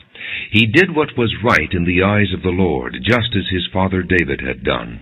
He removed the high places, smashed the sacred stones, and cut down the Asherah poles. He broke into pieces the bronze snake Moses had made, for up to that time the Israelites had been burning incense to it. It was called Nehushtan. Hezekiah trusted in the Lord, the God of Israel. There was no one like him among all the kings of Judah, either before him or after him. He held fast to the Lord, and did not cease to follow him. He kept the commands the Lord had given Moses, and the Lord was with him. He was successful in whatever he undertook. He rebelled against the king of Assyria, and did not serve him. From watchtower to fortified city, he defeated the Philistines as far as Gaza and its territory. In King Hezekiah's 4th year, which was the 7th year of Hoshea son of Elah, king of Israel, Shalmaneser, king of Assyria, marched against Samaria and laid siege to it. At the end of 3 years the Assyrians took it. So Samaria was captured in Hezekiah's 6th year, which was the 9th year of Hoshea king of Israel. The king of Assyria deported Israel to Assyria, and settled them in Halah, in Gozan on the Habor River, and in towns of the Medes. This happened because they had not obeyed the Lord their God, but had violated his covenant, all that Moses the servant of the Lord commanded. They neither listened to the commands nor carried them out. In the 14th year of King Hezekiah's reign, Sennacherib, king of Assyria, attacked all the fortified cities of Judah and captured them. So Hezekiah, king of Judah, sent this message to the king of Assyria at Lachish: I have done wrong. Withdraw from me, and I will pay whatever you demand of me. The king of Assyria exacted from Hezekiah, king of Judah, 300 talents of silver and 30 talents of gold. So Hezekiah gave him all the silver that was found in the temple of the Lord and in the treasuries of the royal palace. At this time Hezekiah king of Judah stripped off the gold with which he had covered the doors and doorposts of the temple of the Lord, and gave it to the king of Assyria. The king of Assyria sent his supreme commander, his chief officer, and his field commander with a large army from Lachish to King Hezekiah at Jerusalem. They came up to Jerusalem and stopped at the aqueduct of the upper pool, on the road to the washerman's field. They called for the king, and Eliakim son of Hilkiah the palace administrator, Shebna the secretary, and Joah son of Asaph the recorder went out to them. The field commander said to them, "Tell Hezekiah, this is what the great king, the king of Assyria, says. On what are you basing this confidence of yours? You say you have strategy and military strength, but you speak only empty words. On whom are you depending that you rebel against me?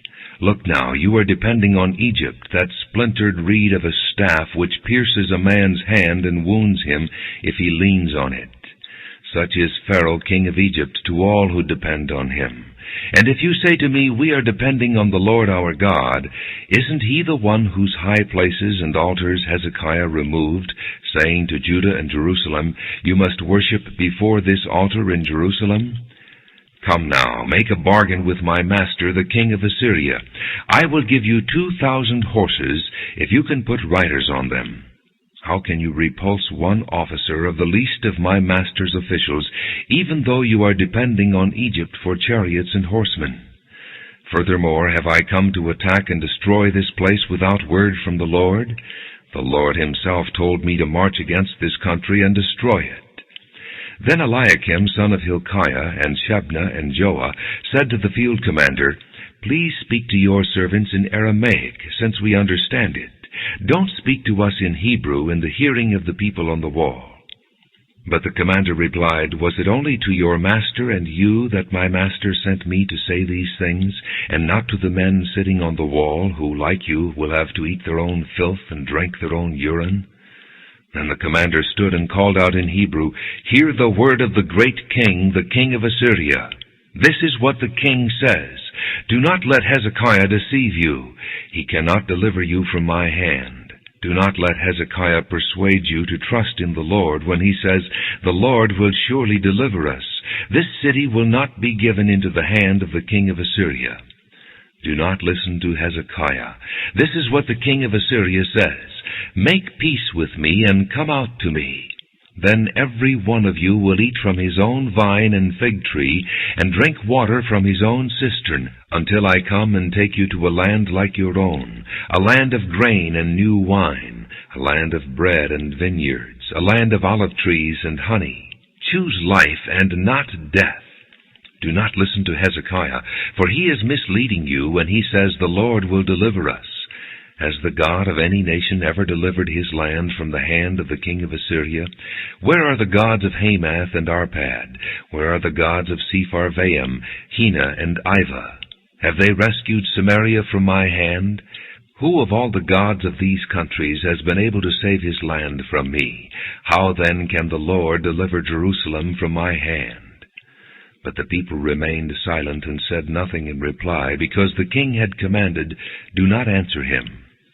Then Eliakim son of Hilkiah the palace administrator, Shebna the secretary, and Joah son of Asaph the recorder went to Hezekiah with their clothes torn, and told him what the field commander had said.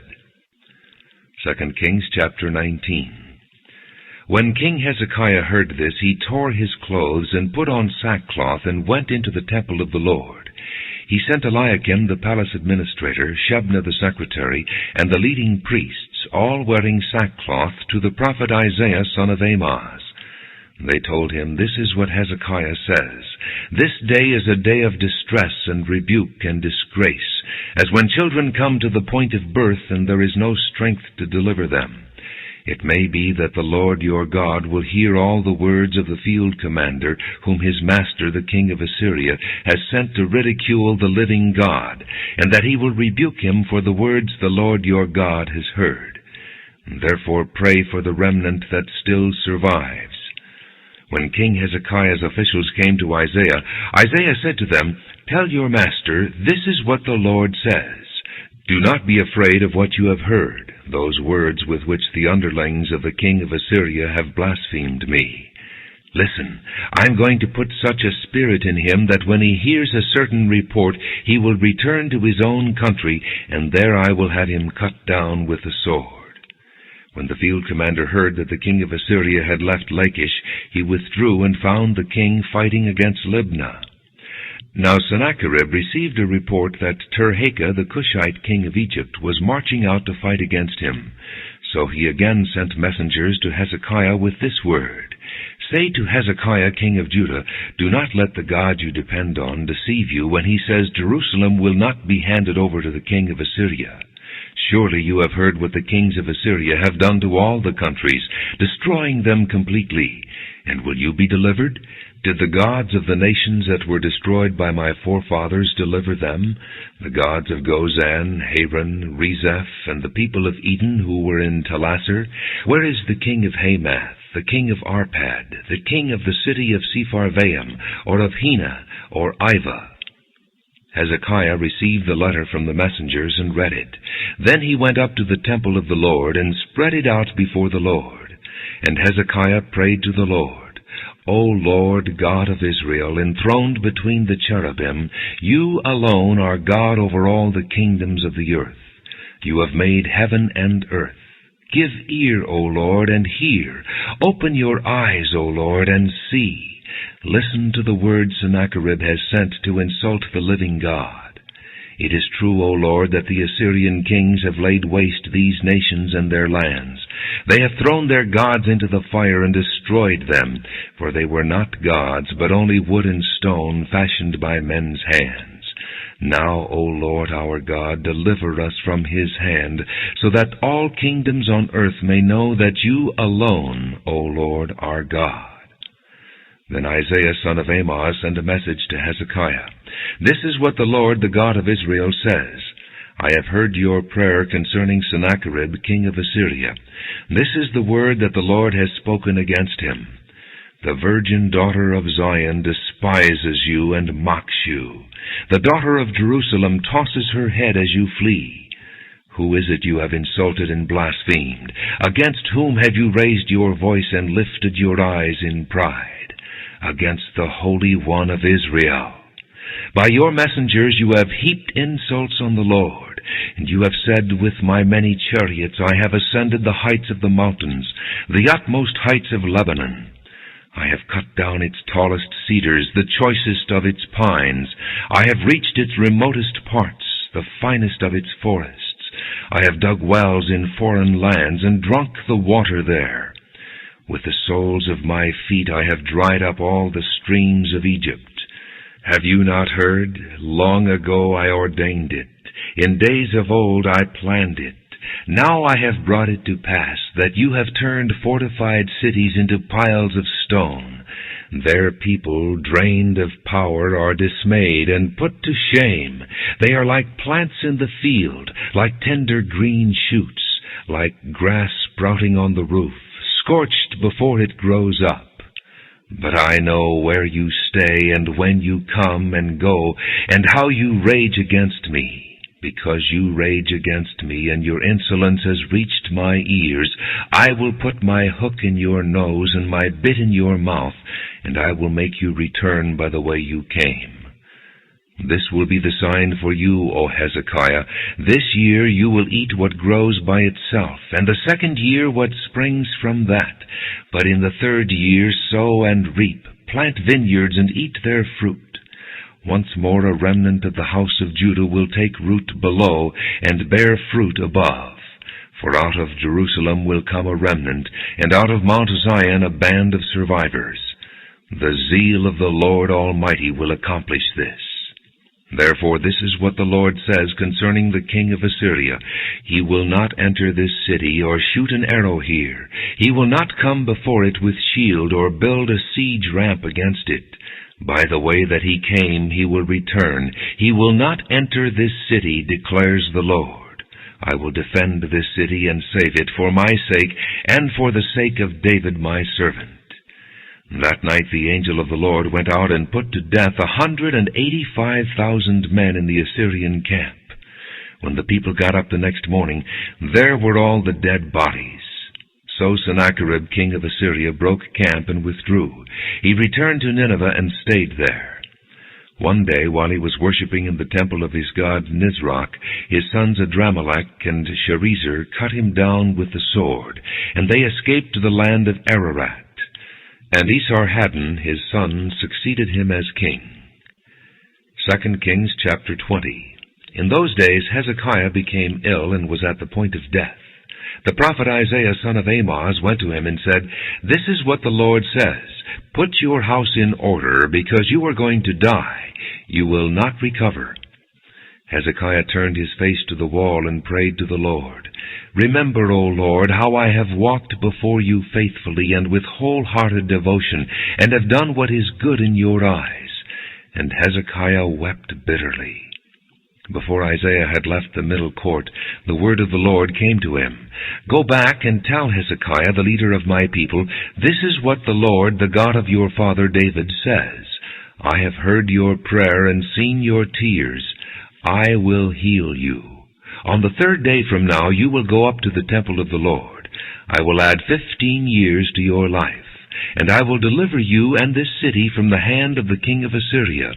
I will defend this city for my sake and for the sake of my servant David." Then Isaiah said, "Prepare a poultice of figs." They did so and applied it to the boil, and he recovered. Hezekiah had asked Isaiah, "What will be the sign that the Lord will heal me, and that I will go up to the temple of the Lord on the 3rd day from now?" Isaiah answered, "This is the Lord's sign to you, that the Lord will do what he has promised. Shall the shadow go forward 10 steps, or shall it go back 10 steps? It is a simple matter for the shadow to go forward 10 steps, said Hezekiah. Rather have it go back 10 steps. Then the prophet Isaiah called upon the Lord, and the Lord made the shadow go back the 10 steps it had gone down on the stairway of Ahaz. At that time Merodach-Baladan, son of Baladan, king of Babylon, sent Hezekiah letters and a gift, because he had heard of Hezekiah's illness. Hezekiah received the messengers, and showed them all that was in his storehouses, the silver, the gold, the spices, and the fine oil, his armory, and everything found among his treasures. There was nothing in his palace, or in all his kingdom, that Hezekiah did not show them. Then Isaiah the prophet went to King Hezekiah and asked, "What did those men say, and where did they come from?" "From a distant land," Hezekiah replied. "They came from Babylon." The prophet asked, "What did they see in your palace?" "They saw everything in my palace," Hezekiah said. "There is nothing among my treasures that I did not show them." Then Isaiah said to Hezekiah, "Hear the word of the Lord. The time will surely come when everything in your palace and all that your fathers have stored up until this day will be carried off to Babylon. Nothing will be left, says the Lord, and some of your descendants, your own flesh and blood that will be born to you, will be taken away, and they will become eunuchs in the palace of the king of Babylon." "The word of the Lord you have spoken is good," Hezekiah replied, for he thought, "Will there not be peace and security in my lifetime?" As for the other events of Hezekiah's reign, all his achievements, and how he made the pool and the tunnel by which he brought water into the city, are they not written in the book of the annals of the kings of Judah? Hezekiah rested with his fathers, and Manasseh his son succeeded him as king. 2 Kings chapter 21. Manasseh was 12 years old when he became king, and he reigned in Jerusalem 55 years. His mother's name was Hephzibah. He did evil in the eyes of the Lord, following the detestable practices of the nations the Lord had driven out before the Israelites. He rebuilt the high places his father Hezekiah had destroyed. He also erected altars to Baal, and made an Asherah pole, as Ahab king of Israel had done. He bowed down to all the starry hosts and worshipped them. He built altars in the temple of the Lord, of which the Lord had said, "In Jerusalem I will put my name." In both courts of the temple of the Lord he built altars to all the starry hosts. He sacrificed his own son in the fire, practiced sorcery and divination, and consulted mediums and spiritists.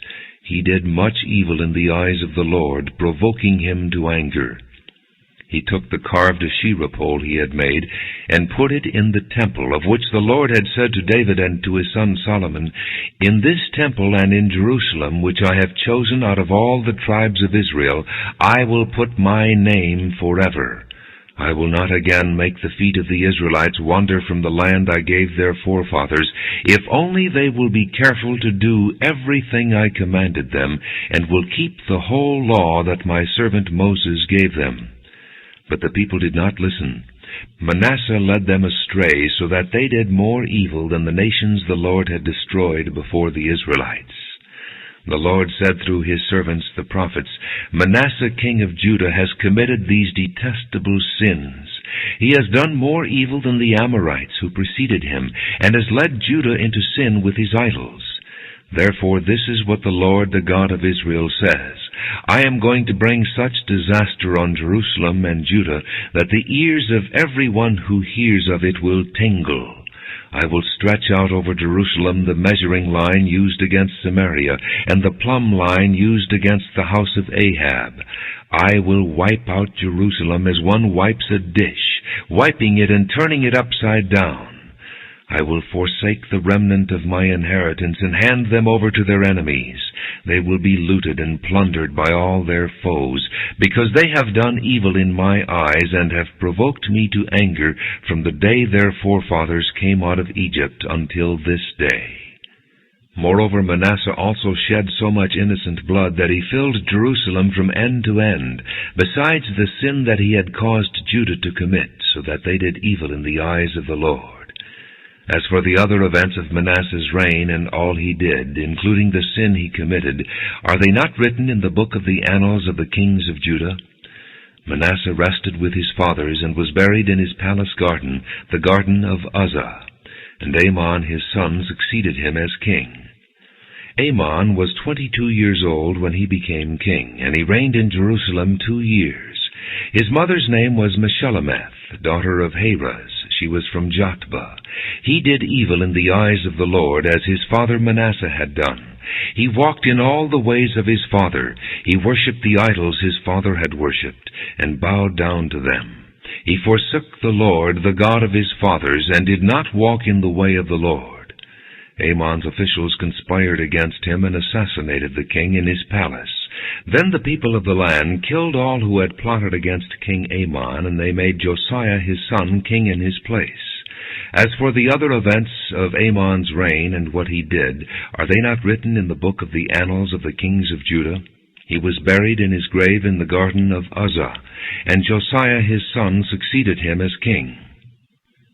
2 Kings chapter 22. Josiah was 8 years old when he became king, and he reigned in Jerusalem 31 years. His mother's name was Jedidah, daughter of Adiah. She was from Bozkath. He did what was right in the eyes of the Lord, and walked in all the ways of his father David, not turning aside to the right or to the left. In the 18th year of his reign, King Josiah sent the secretary Shaphan, son of Azaliah, the son of Meshullam, to the temple of the Lord.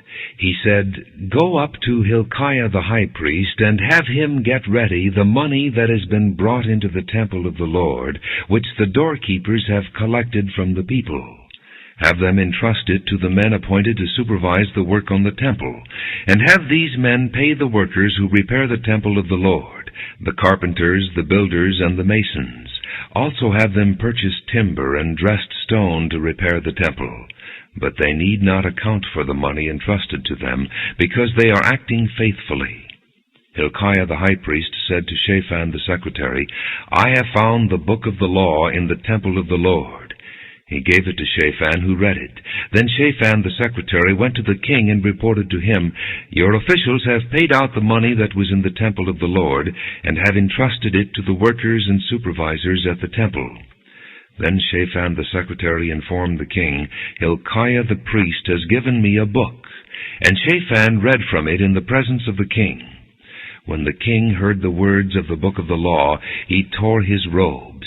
He gave these orders to Hilkiah the priest, Ahikam son of Shaphan, Achbor son of Micaiah, Shaphan the secretary, and Uzziah the king's attendant.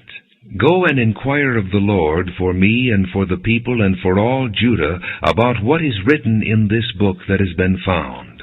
Great is the Lord's anger that burns against us, because our fathers have not obeyed the words of this book. They have not acted in accordance with all that is written there concerning us.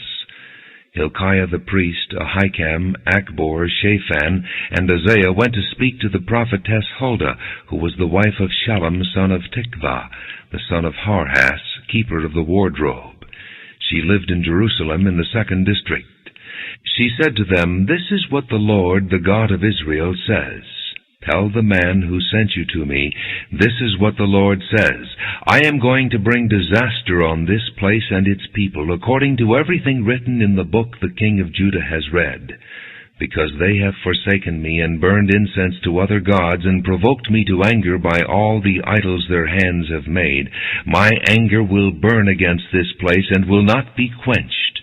Tell the king of Judah who sent you to inquire of the Lord, this is what the Lord, the God of Israel, says concerning the words you heard. Because your heart was responsive and you humbled yourself before the Lord when you heard what I have spoken against this place and its people, that they would become accursed and laid waste, and because you tore your robes and wept in my presence, I have heard you, declares the Lord. Therefore I will gather you to your fathers, and you will be buried in peace. Your eyes will not see all the disaster I am going to bring on this place." So they took her answer back to the king. 2 Kings chapter 23. Then the king called together all the elders of Judah and Jerusalem. He went up to the temple of the Lord with the men of Judah, the people of Jerusalem, the priests and the prophets, all the people from the least to the greatest. He read in their hearing all the words of the book of the covenant which had been found in the temple of the Lord. The king stood by the pillar and renewed the covenant in the presence of the Lord, to follow the Lord and keep his commands, regulations, and decrees with all his heart and all his soul, thus confirming the words of the covenant written in this book. Then all the people pledged themselves to the covenant. The king ordered Hilkiah the high priest, the priests next in rank, and the doorkeepers to remove from the temple of the Lord all the articles made for Baal and Asherah and all the starry hosts. He burned them outside Jerusalem in the fields of the Kidron Valley and took the ashes to Bethel. He did away with the pagan priests appointed by the kings of Judah to burn incense on the high places of the towns of Judah and on those around Jerusalem, those who burned incense to Baal, to the sun and moon, to the constellations, and to all the starry hosts. He took the Asherah pole from the temple of the Lord to the Kidron Valley outside Jerusalem and burned it there. He ground it to powder and scattered the dust over the graves of the common people.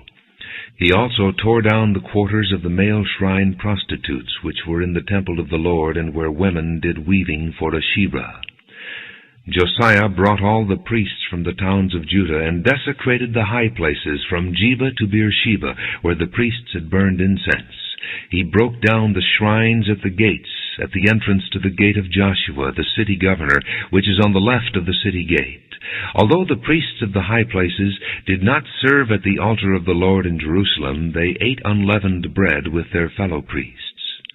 He desecrated Topheth, which was in the valley of Ben-Hinnom, so no one could use it to sacrifice his son or daughter in the fire to Molech. He removed from the entrance to the temple of the Lord the horses that the kings of Judah had dedicated to the sun. They were in the court near the room of an official named Nathan-Melech. Josiah then burned the chariots dedicated to the sun. He pulled down the altars the kings of Judah had erected on the roof near the upper room of Ahaz, and the altars Manasseh had built in the 2 courts of the temple of the Lord. He removed them from there, smashed them to pieces, and threw the rubble into the Kidron Valley. The king also desecrated the high places that were east of Jerusalem on the south of the hill of corruption, the one Solomon king of Israel had built for Ashtoreth, the vile goddess of the Sidonians, for Chemosh, the vile god of Moab, and for Molech, the detestable god of the people of Ammon. Josiah smashed the sacred stones and cut down the Asherah poles and covered the sites with human bones. Even the altar at Bethel, the high place made by Jeroboam son of Nebat, who had caused Israel to sin, even that altar and high place he demolished. He burned the high place and ground it to powder, and burned the Asherah pole also. Then Josiah looked around, and when he saw the tombs that were there on the hillside, he had the bones removed from them and burned on the altar to defile it, in accordance with the word of the Lord proclaimed by the man of God who foretold these things. The king asked, "What is that tombstone I see?" The men of the city said, "It marks the tomb of the man of God who came from Judah and pronounced against the altar of Bethel the very things you have done to it." "Leave it alone," he said. "Don't let anyone disturb his bones." So they spared his bones and those of the prophet who had come from Samaria. Just as he had done at Bethel, Josiah removed and defiled all the shrines at the high places that the kings of Israel had built in the towns of Samaria that had provoked the Lord to anger. Josiah slaughtered all the priests of those high places on the altars and burned human bones on them. Then he went back to Jerusalem. The king gave this order to all the people: "Celebrate the Passover to the Lord your God, as it is written in this book of the covenant. Not since the days of the judges who led Israel, nor throughout the days of the kings of Israel and the kings of Judah, had any such Passover been observed. But in the 18th year of King Josiah, this Passover was celebrated to the Lord in Jerusalem." Furthermore, Josiah got rid of the mediums and spiritists, the household gods, the idols, and all the other detestable things seen in Judah and Jerusalem. This he did to fulfill the requirements of the law written in the book that Hilkiah the priest had discovered in the temple of the Lord. Neither before nor after Josiah was there a king like him who turned to the Lord as he did, with all his heart, and with all his soul, and with all his strength, in accordance with all the law of Moses. Nevertheless, the Lord did not turn away from the heat of his fierce anger, which burned against Judah because of all that Manasseh had done to provoke him to anger. So the Lord said, "I will remove Judah also from my presence, as I removed Israel, and I will reject Jerusalem, the city I chose, and this temple about which I said, 'There shall my name be.'" As for the other events of Josiah's reign and all he did, are they not written in the book of the annals of the kings of Judah? While Josiah was king, Pharaoh Necho, king of Egypt, went up to the Euphrates River to help the king of Assyria. King Josiah marched out to meet him in battle, but Necho faced him and killed him at Megiddo. Josiah's servants brought his body in a chariot from Megiddo to Jerusalem and buried him in his own tomb. And the people of the land took Jehoahaz, son of Josiah, and anointed him, and made him king in place of his father. Jehoahaz was 23 years old when he became king, and he reigned in Jerusalem 3 months. His mother's name was Hamutal, daughter of Jeremiah. She was from Libnah. He did evil in the eyes of the Lord, just as his fathers had done. Pharaoh Necho put him in chains at Riblah in the land of Hamath, so that he might not reign in Jerusalem, and he imposed on Judah a levy of 100 talents of silver and a talent of gold. Pharaoh Necho made Eliakim, son of Josiah, king in place of his father Josiah, and changed Eliakim's name to Jehoiakim. But he took Jehoahaz and carried him off to Egypt, and there he died. Jehoiakim paid Pharaoh Necho the silver and gold he demanded. In order to do so, he taxed the land and exacted the silver and gold from the people of the land according to their assessments.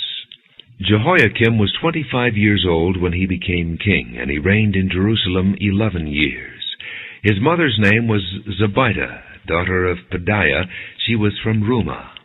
And he did evil in the eyes of the Lord, just as his fathers had done. 2 Kings chapter 24. During Jehoiakim's reign, Nebuchadnezzar, king of Babylon, invaded the land, and Jehoiakim became his vassal for 3 years. But then he changed his mind and rebelled against Nebuchadnezzar. The Lord sent Babylonian, Aramean, Moabite, and Amorite raiders against him. He sent them to destroy Judah in accordance with the word of the Lord proclaimed by his servants the prophets. Surely these things happened to Judah according to the Lord's command, in order to remove them from his presence because of the sins of Manasseh and all he had done, including the shedding of innocent blood. For he had filled Jerusalem with innocent blood, and the Lord was not willing to forgive.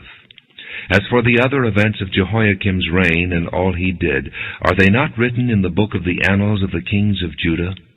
Jehoiakim rested with his fathers, and Jehoiakim his son succeeded him as king. The king of Egypt did not march out from his own country again, because the king of Babylon had taken all his territory, from the Wadi of Egypt to the Euphrates River.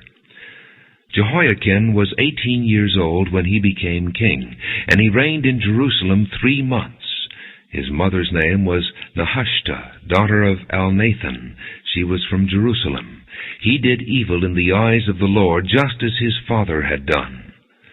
At that time the officers of Nebuchadnezzar, king of Babylon, advanced on Jerusalem and laid siege to it. And Nebuchadnezzar himself came up to the city while his officers were besieging it. Jehoiakim, king of Judah, his mother, his attendants, his nobles, and his officials all surrendered to him. In the 8th year of the reign of the king of Babylon, he took Jehoiakim prisoner. As the Lord had declared, Nebuchadnezzar removed all the treasures from the temple of the Lord and from the royal palace, and took away all the gold articles that Solomon king of Israel had made for the temple of the Lord. He carried into exile all Jerusalem, all the officers and fighting men, and all the craftsmen and artisans, a total of 10,000. Only the poorest people of the land were left. Nebuchadnezzar took Jehoiakim captive to Babylon. He also took from Jerusalem to Babylon the king's mother, his wives, his officials, and the leading men of the land. The king of Babylon also deported to Babylon the entire force of 7,000 fighting men, strong and fit for war, and 1,000 craftsmen and artisans. He made Mattaniah, Jehoiakim's uncle, king in his place, and changed his name to Zedekiah. Zedekiah was 21 years old when he became king, and he reigned in Jerusalem 11 years.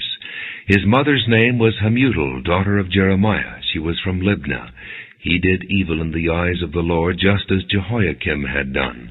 It was because of the Lord's anger that all this happened to Jerusalem and Judah, and in the end he thrust them from his presence. Now Zedekiah rebelled against the king of Babylon. 2 Kings chapter 25. So in the 9th year of Zedekiah's reign, on the 10th day of the 10th month, Nebuchadnezzar, king of Babylon, marched against Jerusalem with his whole army. He encamped outside the city and built siege works all around it. The city was kept under siege until the 11th year of King Zedekiah. By the 9th day of the 4th month, the famine in the city had become so severe that there was no food for the people to eat.